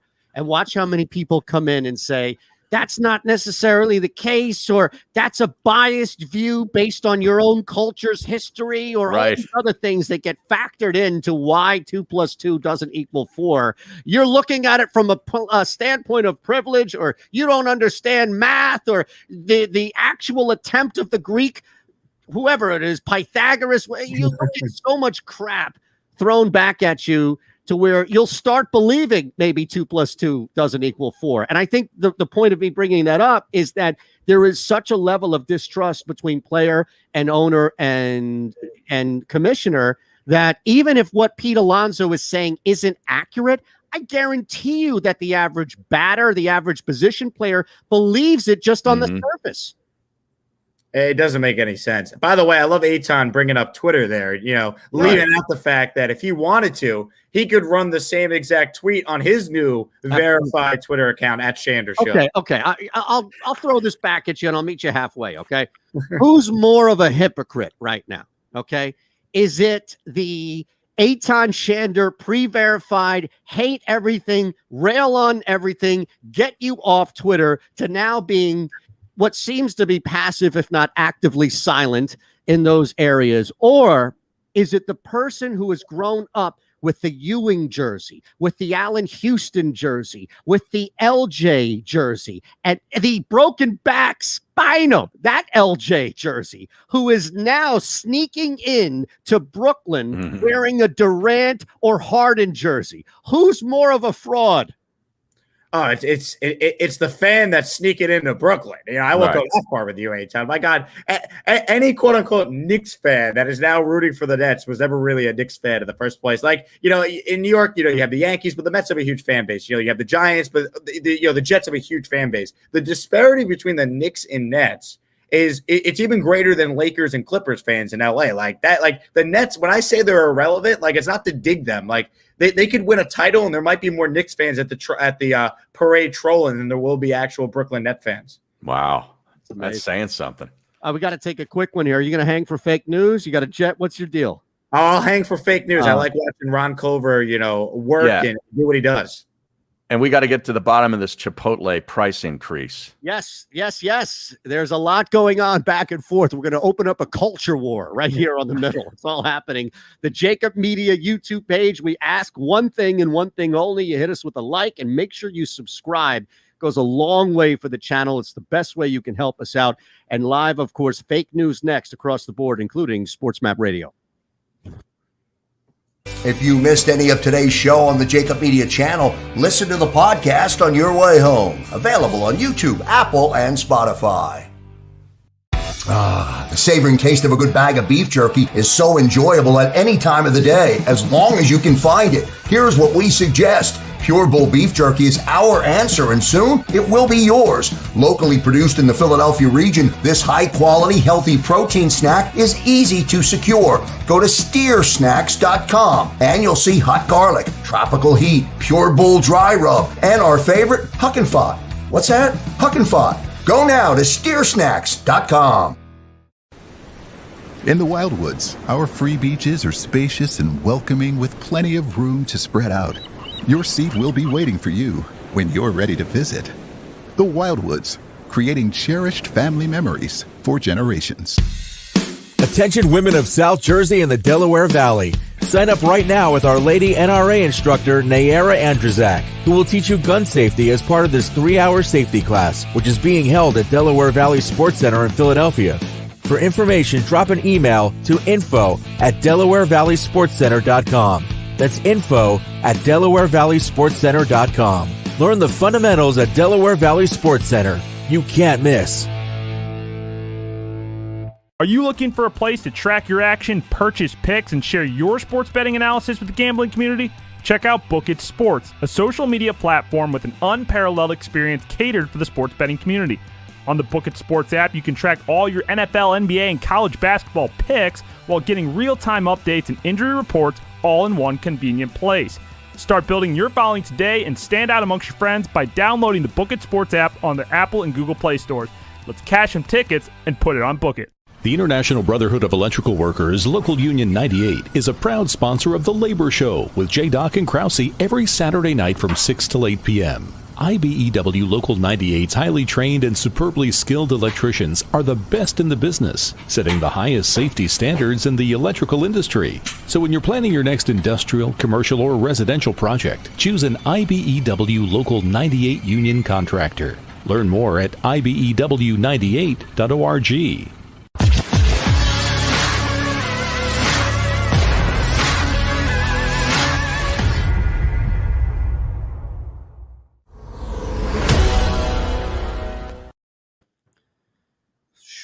Telling Harry, man, I'm on this roll, on this DFS roll now. Jake, watch out. Watch out. Telling you, Eytan get hot. Telling you. So crazy thing happened last night, right? Real quick before we're back. I just want to make sure I have this right. Looking at the total opened up at 221, right? There was maybe a third, if that, of the public bet on the under. The money was 80%. Now we're talking over 36,000 tickets. 80% of the money was on the under. The over, with only 20%, still moved up 3.5 points. So even like a reverse line movement works the other way. Everything moves with the money. So for whatever reason, it didn't move with the money at all. And the point being, I'm sorry.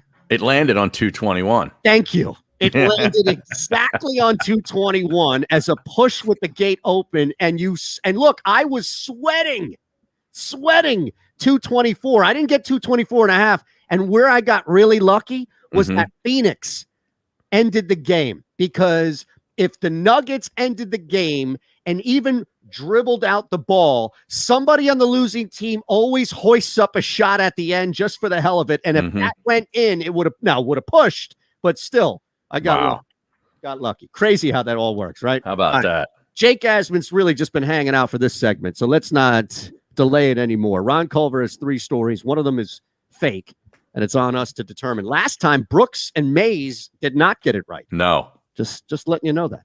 It's been a good week. Go ahead, Ron Culver. All right. Well, today I got some auctions for you to decipher through. You guys ready for it? Yeah. Yeah. So these are all real auctions, except for maybe one of them. I like to use maybe. You never know. Here's auction number 1. A chicken nugget in the shape of a character from the popular gaming app Among Us recently sold for $100,000. What? Is this a zombie game or like an end of the world game, Among Us? It's I'm not really sure. My kids play it. It's a game where I guess amongst one of you, say you're in a group of 4 or 5, one of you is the killer, I think, or something. I don't know. Oh, so it's like a mystery type game. Yeah. Yeah. Now, what type of auction? Where is this auction? Well, this was on eBay. Oh, okay. Okay. eBay auction, and a chicken nugget sold for $100,000 because it was in the shape of one of the characters. Yeah, I mean, it's believable. It is believable. Potato chip that looks like the Mona Lisa, right? It's crap like this. It is believable. It is believable. Jake, any thoughts? I would lean believable. It's tough when you hear the first story. I got to hear how ridiculous Ron will go for the other stories to get a better feel. A man who knows Ron well. Okay. Yeah. Yes. Ridiculousness is there. Okay. Ridiculous story number 2. Maybe we should change it to that, right? A roll of toilet paper for one of Graceland's 8 bathrooms sold for $45,000 at a silent auction in Kentucky. I totally believe that, because Elvis people are still around and they're still crazy. And Kentucky, I think, is a nice little pull there. It's not totally obvious like Tennessee, right? Or Florida. Yes. You know, something stupid in Florida. Kentucky is definitely believable. The proximity of Elvis, right? Yeah. I think, and here's another thing too. This is where I get a little concerned on this story is there's nothing obvious at all that jumps out as fake. That is right on the surface, believable from Ron's first word to the last word in that story. Which sounded real. He sounded like a real big day journalist reading that story. Which gives me some pause here, because that's how a lot of times Ron will get you. Right. Hit you with almost a throwaway. Oh, look, that's so obvious. That's so easy to believe. And then turns out that's the fake one. That's all. It's like Deion Sanders letting the receiver get open just enough to bait the quarterback to actually throw. Yeah. Ron baits us twice a week in this case. And look, Barrett's a fisherman, so you'd think he wouldn't fall for the bait. All right, what's story 3? Story number 3. An Italian artist sold his invisible sculpture for $18,000 last week. Now, I'm surprised it took this long to make it. I thought this might hit on Tuesday, and I'm happy you brought it up, mainly because this is true. This is, unless Ron has altered a small, minute detail. Anything. I'm not doing that. I know. I'm just joking with you. But yes, I know this story to be true, which now reinforces my theory about story number 2. Story 3 is right. And we should talk about this at some point because it is absolutely ridiculous. He literally put masking tape on the ground. It's insane. And said, hey, who wants to buy this? And it's just masking tape on cobblestone. And how much was it sold for? $18,000. Wow. Insanity. I mean, that's a tax right. That's somebody that needs to get rid of $18,000 ASAP. Right? Yeah. ASAP. They did too well in DFS. Yes. Inside thing, right? Yeah. That's amazing. You know, the guy won, I guarantee he won $100K on the DraftKings 500,000 race to first tournament and thought, you know, if I just let 18,000 go, I won't have to pay in this higher tax bracket. What can I spend it on? Or he put some money on Phil Mickelson to win the PGA. And it actually hit. There you go. Pretty good odds. I'm going to go story 1. Jake? I'm with Harry. I'm going 1. I don't feel great about it. But, you know, we basically got a 50-50 shot. So give me 1. Look, I think story 2, I'm going to go again. Story 2 here. I think it's just way too obvious. Story 1, I would love to be fake as well, but I'm going to go on my island again and go story 2, Ron. So, Eytan, you're going against the grain, and you would be right, sir. Ah, damn it. Yes. Wow, I'll tell you, this verification, and now he's acing fake news. I tip my cap to Eytan Shander. Wow. Eytan, what are we going to do? What do you mean? Wait, what? No, I said it's a new Eytan. I thought you were seriously asking me, what are we going to do? And I was like, I don't have next segment planned. I'm sorry. Wow. I feel like the Boston Bruins last night. I sent you guys a fun story, so peruse that one. Yeah, he did send this story, and I you know, maybe I'm just really stupid, but is that really Amy Schumer? No, it's not Amy Schumer. I thought it might have been a bit that she was doing. What's the story, Ron? It's not a bit. There's this truck driver. That's a truck driver, by the way. She rides the open roads. That's her living. Right. She showed up at a rest stop to collect a mini fridge or something like that. And so they took her photo. I mean, she looks a lot like Amy Schumer. She does. But it's Amy Schumer, you know, like trimmed down a little bit. Yeah. Yeah. Maybe a hotter Amy Schumer. Yeah. Right. Yeah. And she has a teardrop tattoo underneath her left eye.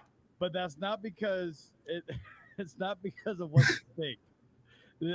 There's so many questions with this photo. That's why I sent it to you. Because the teardrop tattoo is not because she killed someone, because she accidentally murdered a pedestrian once. So she got the tattoo to honor him.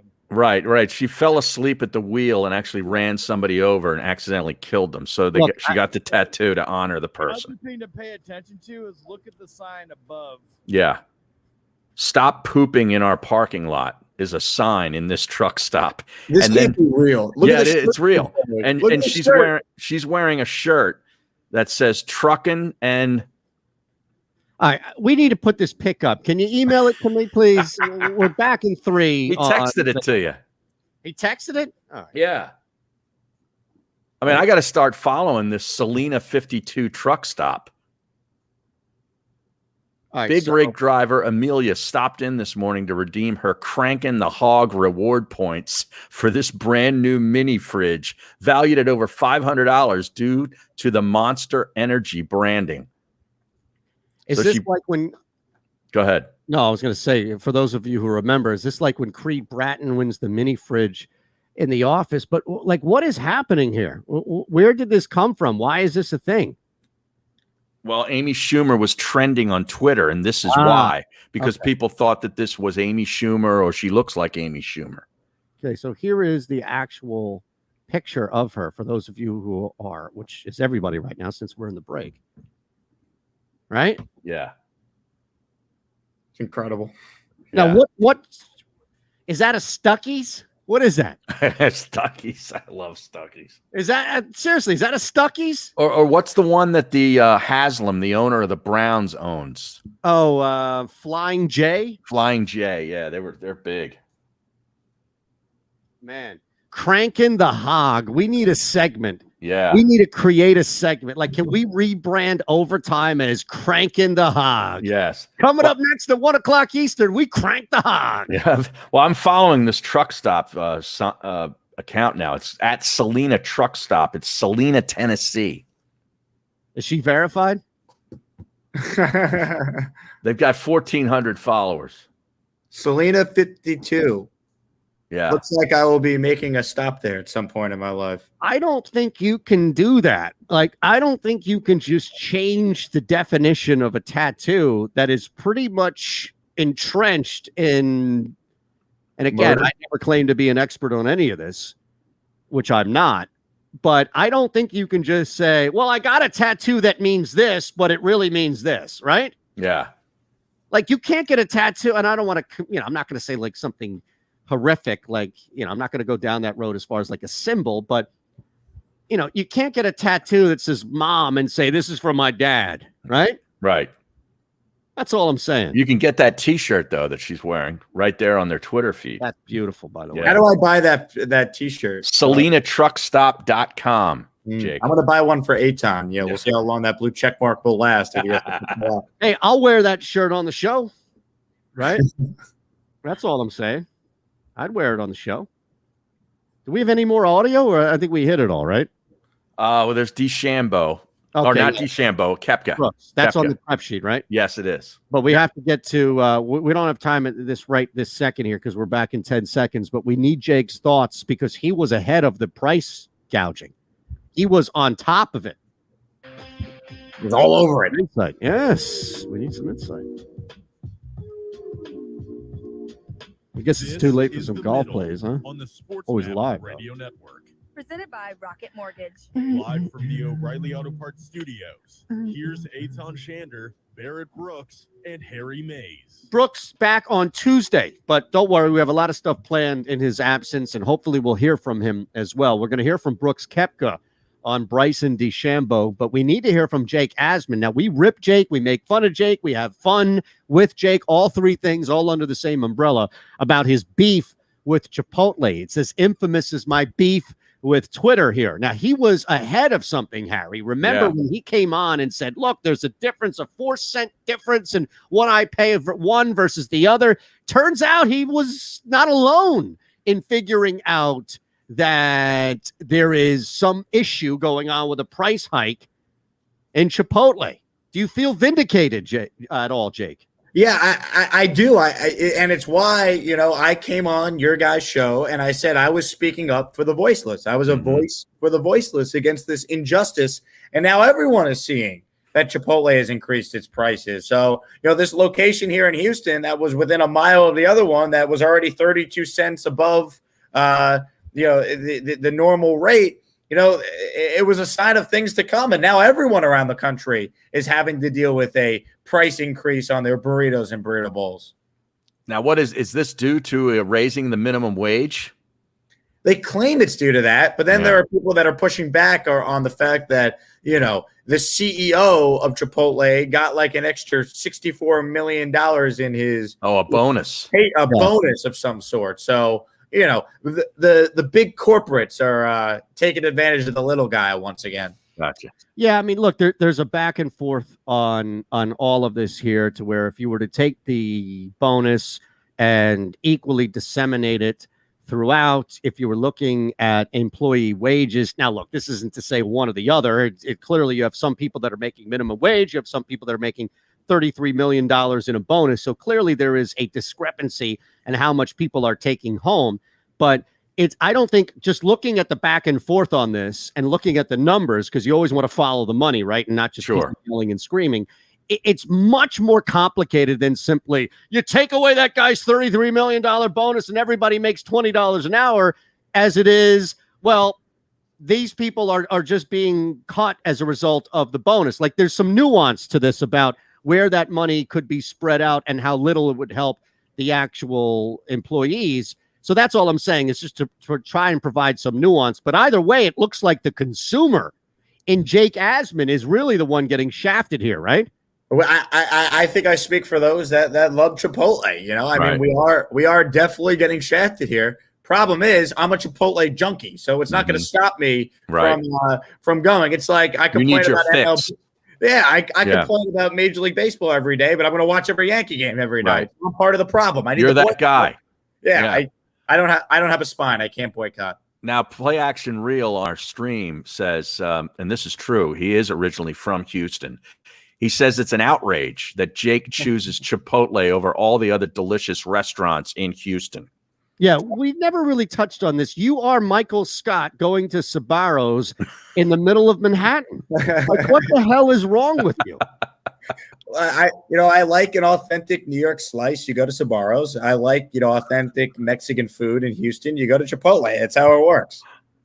This is disgraceful. That is, No, it is pretty bad. Right? Remember when we destroyed the new Texans coach because he openly admitted, without openly admitting it, that he's never really had Tex-Mex and that, right? I always start with the nachos. Yeah. So does the rest of the entire planet. Well, he said Houston has the best Tex-Mex. Yes. Or, he said Texas has the best Tex-Mex in the country. And to that, I said, David Culley, well, I would hope so because you're in Texas. Exactly. Yes. It's part of Tex-Mex. Unbelievable. And I don't know if you can still rip this guy. Like, here's the thing. Jake Asman goes on the Jake Asman program, which is heard 9 to 11 a.m. Eastern time across all sports map radio platforms and beyond, and destroys this Houston Texans coach for not knowing his ass from a plate of nachos. And here you are openly admitting to going to Chipotle in Texas. Tex-Mex. That's the first part of Tex-Mex. Right. No, it's fair. I will say, though, I do eat Tex-Mex quite often, but Chipotle is like my go-to because, for $11.75, I can get something that is not terrible for you and it fills me up. So it's more out of a convenience I go to Chipotle. If I'm going to go to El Tiempo for my Houston people listening, or if I'm going to go to, the original Ninfas or Chewy's or any of the other incredible Tex-Mex spots that are here in the state or specifically in Houston, it's going to run you up a hefty bill. And, if you want the full experience, you want to get guac and queso on the side. You want to get, maybe some quesadillas or enchiladas or fajitas. Chipotle, you know what you're getting. You're getting a bowl or a burrito and you're in and you're out. So it's more out of convenience that I go to Chipotle as much as I do. There we go. Wow. I'll tell you. Maybe Mexico just raised the price of avocados. Maybe that's the reason. That's also a salient point. How do we know that Mexico is not involved in this? Exactly. Could be. Honestly, trying to subvert the cuisine in Texas by all means. There could be something to it. Now, you're looking at a bet. No. I'm looking at the difference here. Like, Bruno, like another tweet that's coming up. No. Look, I'm looking at the people that are tweeting about Chipotle and the increase in cost and all as a result of the as a result of the bonus aren't really offering any info or data. So there's this guy, I don't know who the hell he is, Ken Klippenstein, who tweets, funny how price increases are blamed on modest wage increases instead of executive compensation. And all he does below is provide the two pictures of, the NBC News thing, Chipotle prices go up. And then the second part of it from Bloomberg, which says, the boss gets an extra $64.5 million from tweak results. But then looking again at someone, and again, I don't know who the hell this guy is either, Charles Fain Lehman, puts out Chipotle has 97,000 full-time employees and links it with a Yahoo Finance article, which works out to about $600 per employee from added executive compensation, or 28 cents in a typical 2,000 work year. So yeah, he thinks it's probably the wage bump. And that's all I'm saying is I don't know what it is, but the people who are saying it's not the wage bump, or who are saying it's not the increase of the CEO, are at least providing numbers and data to that. They may be wrong, but at least there's numbers to it. The other people on the side of saying, no, this is a result of, don't blame the wages, are not even providing any data to it. So I don't know what to believe, except at least some people are providing numbers. That's all. That's what I was somewhere in the middle. Yeah. It's probably somewhere in the middle is the truth in that. Like, I'm sure, part of the reason they increase prices is to, increase the minimum wage for their employees. And I'm sure part of it's also, well, they gave their all the suits there big raises. So they got to make up for that as well. So I'm sure there is some truth in both those sides. Well, I probably wouldn't even notice, like, if I was paying an extra 30-some cents. Like, Jake, Jake, I don't know, good on him for noticing that stuff. He was ahead of the game. Yeah. Harry, he was ahead of the game. Look, I speak out for the voiceless. Yes, absolutely. Now, there's big news regarding Dak Prescott, and I love it because all of this pressure on the Cowboys, I don't think they can handle. I think this is an absolute train wreck to be this year that most likely the Giants are going to take advantage of, maybe Washington with Ryan Fitzpatrick. It ain't going to be us here in Philadelphia, but Dak Prescott became the highest paid NFL player with the Jordan brand. You see this? Wow. Yeah, I did see that. Yeah, good on him. Yep. Great for him. Has the number been exposed? How much he got? I don't know offhand, but it looks like the signing comes after a couple months of his signing that 4-year, $160 million deal with the Cowboys. So, no, I don't see a number here at all, but there's something about Dallas and pressure that I just don't trust, you know? Well, when was the last time they really had pressure? Last year before Dak got hurt, I think. You think? I mean, that was so early in the year. Yeah. Oh, I guess you're right. I mean, there's always expectations, I I'll guess. give you that, Some of them are faulty with the Cowboys. But when was the last time? I mean, you know, that playoff game that Romo lost in Seattle? That's a long time ago. Could be a long one. The year they were what, 12-4 with Dez, and they lost in Green Bay on that bad call. Right? Yeah, they were expected to be good that year. You know, Okay. the 13-3 year where they had a rookie quarterback and rookie Zeke came out of nowhere. So it's tough to say there was like pressure on them that season when Dak came in for Romo. I would say last year they had pressure, Eytan. I think you're right because everyone talked about how talented the roster is, and Jason Garrett held them back. Well, they replaced Garrett with McCarthy, and they started off bad even with Dak, and then obviously for Dak, And then he got hurt. It's over. Yeah. Well, that's the thing. I think let's build off of that real quick. The Cowboys come into this season with what we presume to be a healthy Dak Prescott, right? There's no reason to believe otherwise. A team that outside of, and they got a little bit better with especially Micah Parsons, but a team that has some holes on defense, needs to get better. The defensive coordinator and everything happening last year was a travesty. But at the same time, you look around the division, they have the talent. They have the one stable piece at quarterback. Isn't this the year where everybody's going to be expecting them, Harry, to not only win the division, but like home field and as far as first round and more? Yeah, absolutely. I mean, this has got to be like an 11-12 win team, right? Right. They better win that division. Well, who's the best team in the division if not them? Like Fitzpatrick and Washington? Washington's defense, and if Fitzpatrick, can stay upright and not throw too many interceptions, they're going to be pretty good. Problem is, though, we're at the point of the Fitz cycle where now he got the contract again. Now he stinks again. So, it's about to turn for Fitz. We've seen it too many times. The Giants could be good if Daniel Jones is good. I'm still not convinced that he's, a franchise quarterback. Like, Dallas, to me, is still the best team because they have the best quarterback. Like, they just paid Dak the most money a quarterback's ever had. I feel like they better win that division. Otherwise, McCarthy could be bounced out of a job. Yeah, and that's what I'm saying. Like, there's nothing, and back to Harry's point about when they really felt pressure, even outside of last year, they just don't handle it well.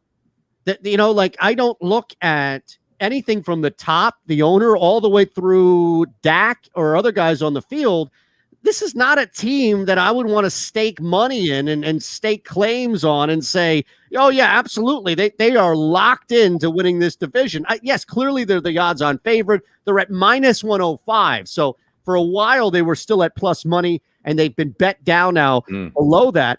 But I just, honestly, I don't know. I can't, not to say the Eagles. I wouldn't put my money on the Eagles either at plus 500, but it just seems like the Cowboys are so bad at handling all of this exterior pressure. I don't know why this changes this year simply because Dak's back, especially now with news like this. It's not his fault or anything. It's just continuing to be.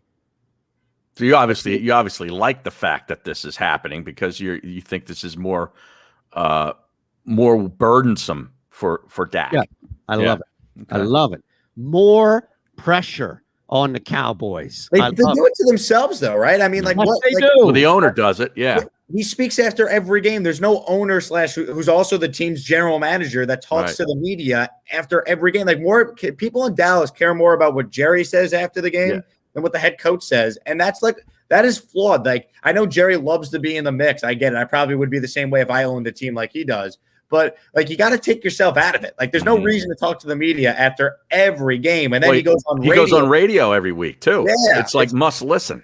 And then his son goes on radio the next day. So you get Jerry after the game, Jerry on radio the next day, his son on radio the day after that. Like, Steven. Too much ownership talk.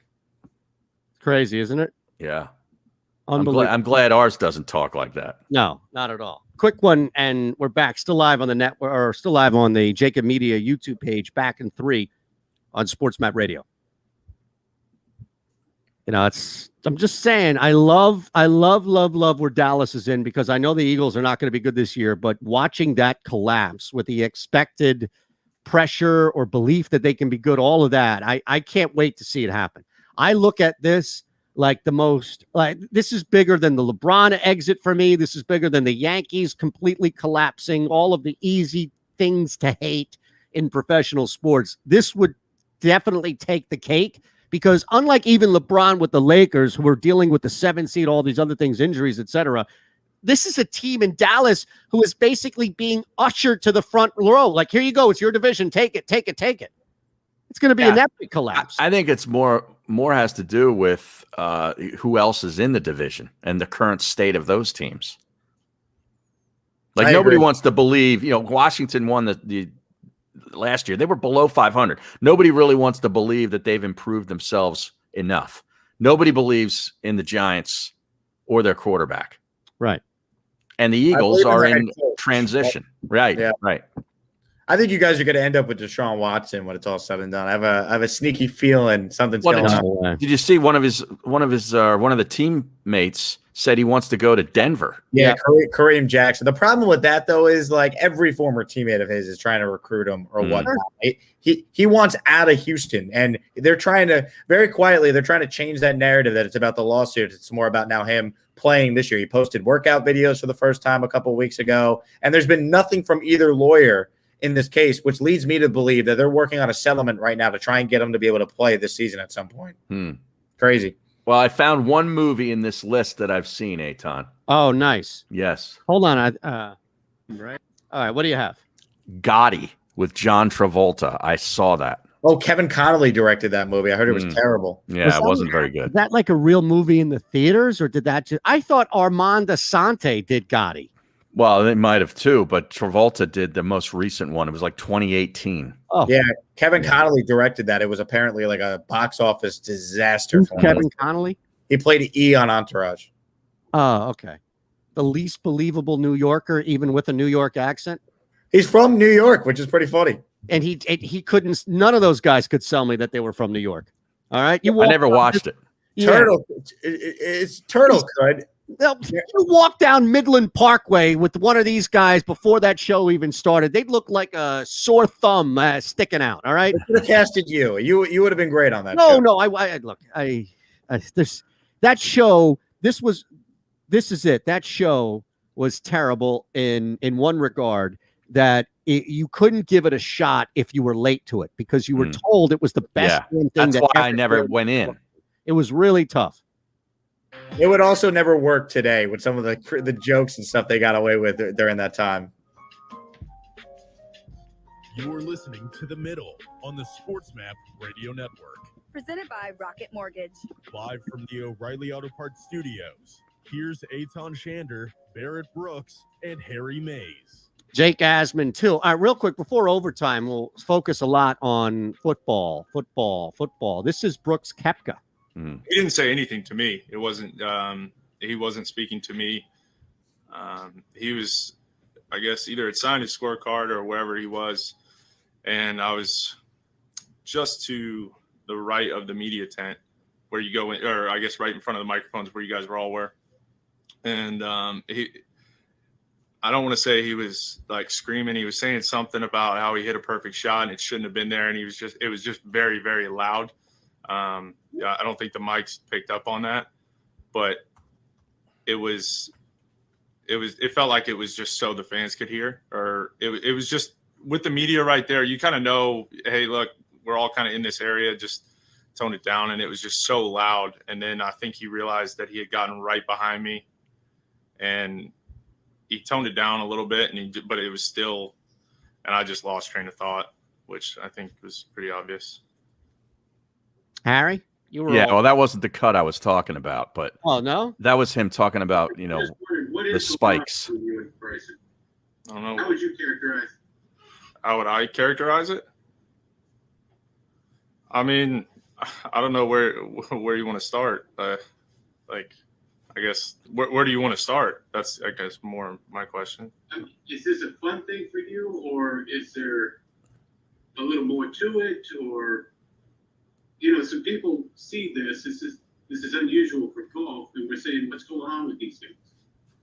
Yeah, I mean, I think it's good for the game.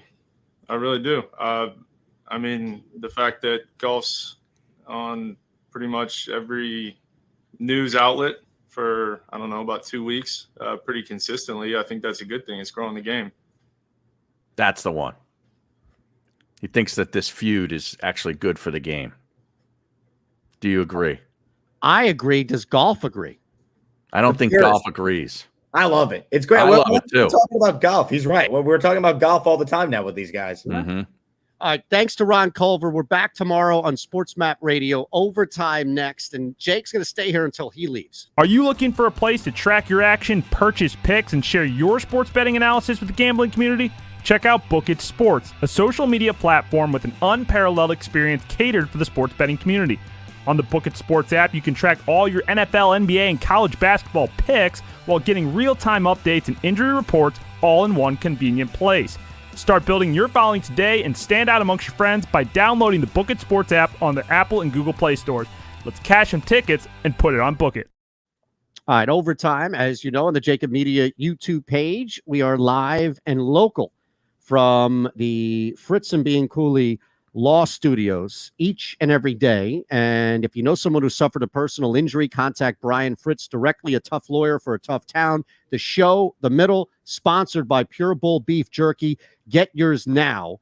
Go to steersnacks.com. So we've got about 10 minutes here. Let's keep it focused. Is there anything? Now, look, it could be about what we just talked about. I know that a lot of people here come to the show for Harry's picks and some insight into the PGA. We talked about baseball and really the struggles that the sport has to keep people interested in it. A feud always, I think a feud, like, look, hip hop sold millions upon millions of records by just creating a beef. Creating feuds. Somebody gets shot, unfortunately, because Right. somebody takes it too far. But yeah, you can create, and man, I just don't think this is manufactured Diss from track.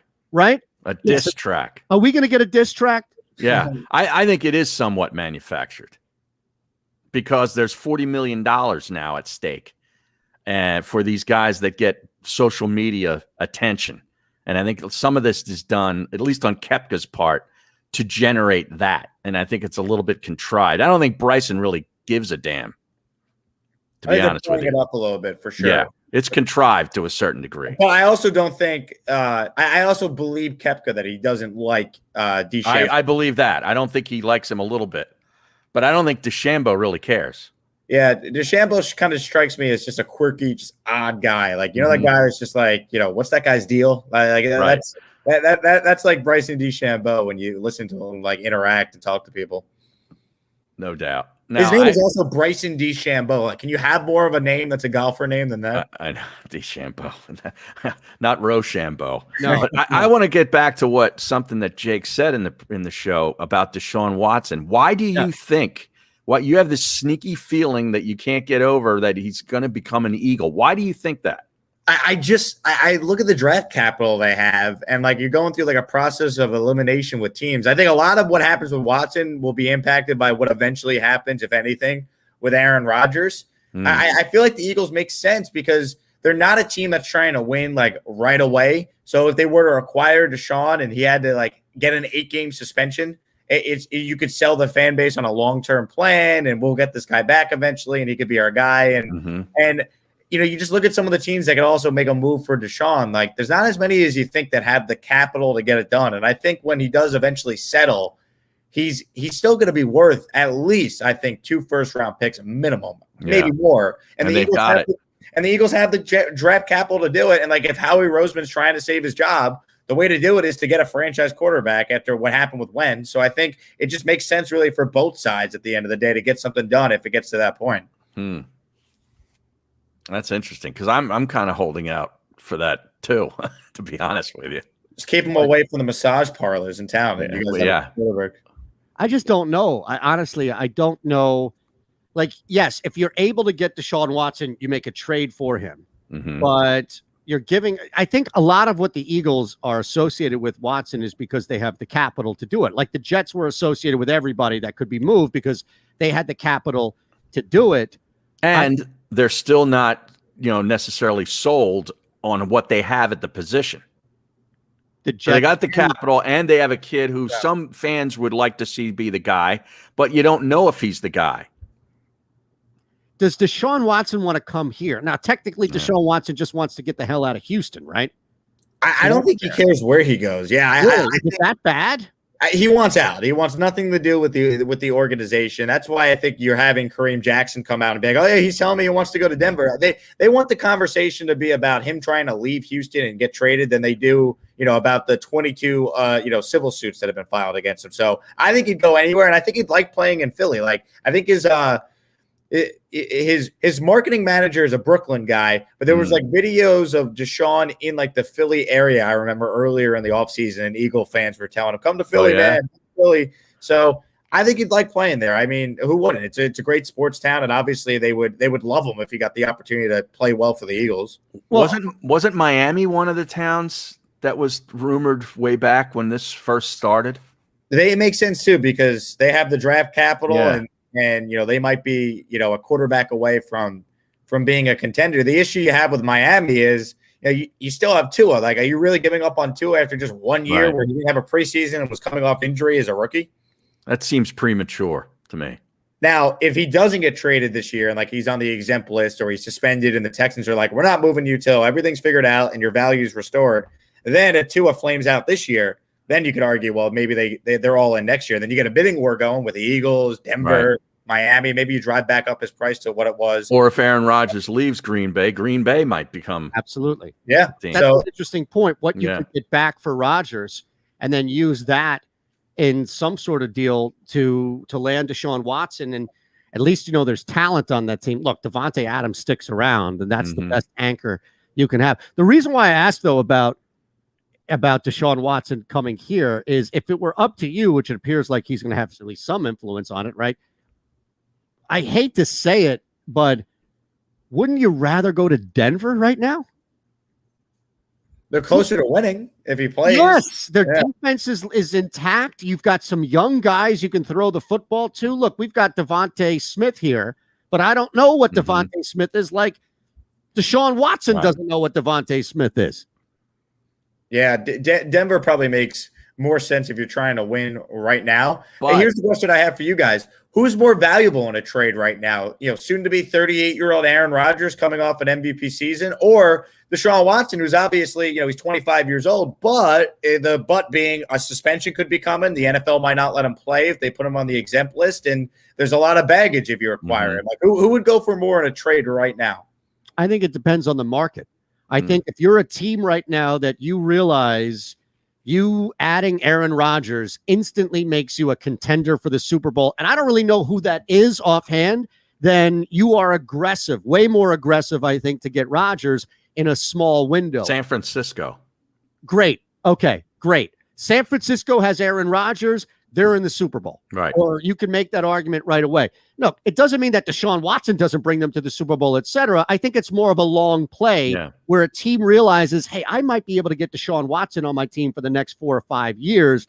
I don't necessarily need to win the Super Bowl right now. I can get him and then build around him. So there's why I think the market, and it's not a cop-out, I just think that's the market is going to determine. But if you were to match those two scenarios together, I think the team that looks like they could win right now with Rodgers is probably going to be the most aggressive when you look at the end of the result of a trade. I agree. And I think the Texans, from what I've been told, have still been getting calls on Watson, but the offers are way low. Like, they're getting lowballed right now. So they're not inclined to trade him just for trading him. Like, they did something I thought pretty smart. They canceled their mini camp next week, so they don't actually have to answer the question, did Deshaun Watson show up? And if he did show up, would you let him participate or tell him to go home? Like, they could have fined him if he didn't show up. It could have gotten ugly. Instead, they canceled it because they had great participation at OTAs, and now they get to delay the Watson stuff to the summer when training camps be. That would be the real interesting thing if he did show up. They're thinking, there's no way he's showing up. He should. I know. That would really cause somebody to do something. Yeah, like Harry, like how much money does Rusty Harding cost to be your attorney? Like if I'm watching and like I wasn't going to show up anyway, now if I show up, the NFL might tell me to go away and I'll be on paid leave. It's like, right. Why not show up and at least get your money, and then you're not going to play anyway? The only thing about the Denver thing, would you want to be in a division against Mahomes and Herbert and No, I understand. maybe Aaron Rodgers in Oakland or in Las Vegas? Well, I guess what you have to answer your question is, what do you put more value on? The division being winnable or the team around you? Because if you put the division being winnable, then absolutely the Philadelphia Eagles make more sense. Yes. I think if you look at simply the team around you right now, Denver. Yeah. Better weapons, at least on offense. I think there's that appeal there. Yeah. But it's crazy how this thing plays out. Real quick, plus 325 to hit a home run tonight is Juan Soto. Actually like that. Any interest? Who do they play? The Giants Nats tonight. And Juan Soto at home is plus 375 to hit a home run. Anybody want to jump in? That sounds like Russo, the way he would say it. Juan Soto. Wilmer Flores.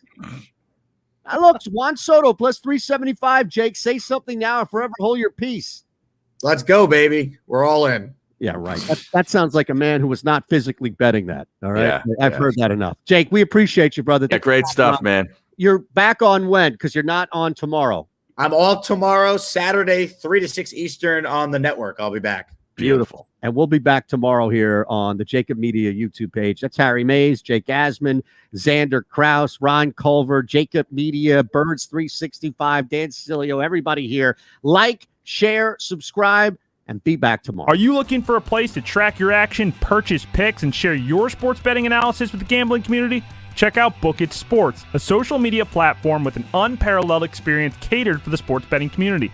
On the JAKIB Sports app, you can track all your NFL, NBA, and college basketball picks while getting real-time updates and injury reports all in one convenient place. Start building your following today and stand out amongst your friends by downloading the JAKIB Sports app on the Apple and Google Play stores. Let's cash some tickets and put it on Book It.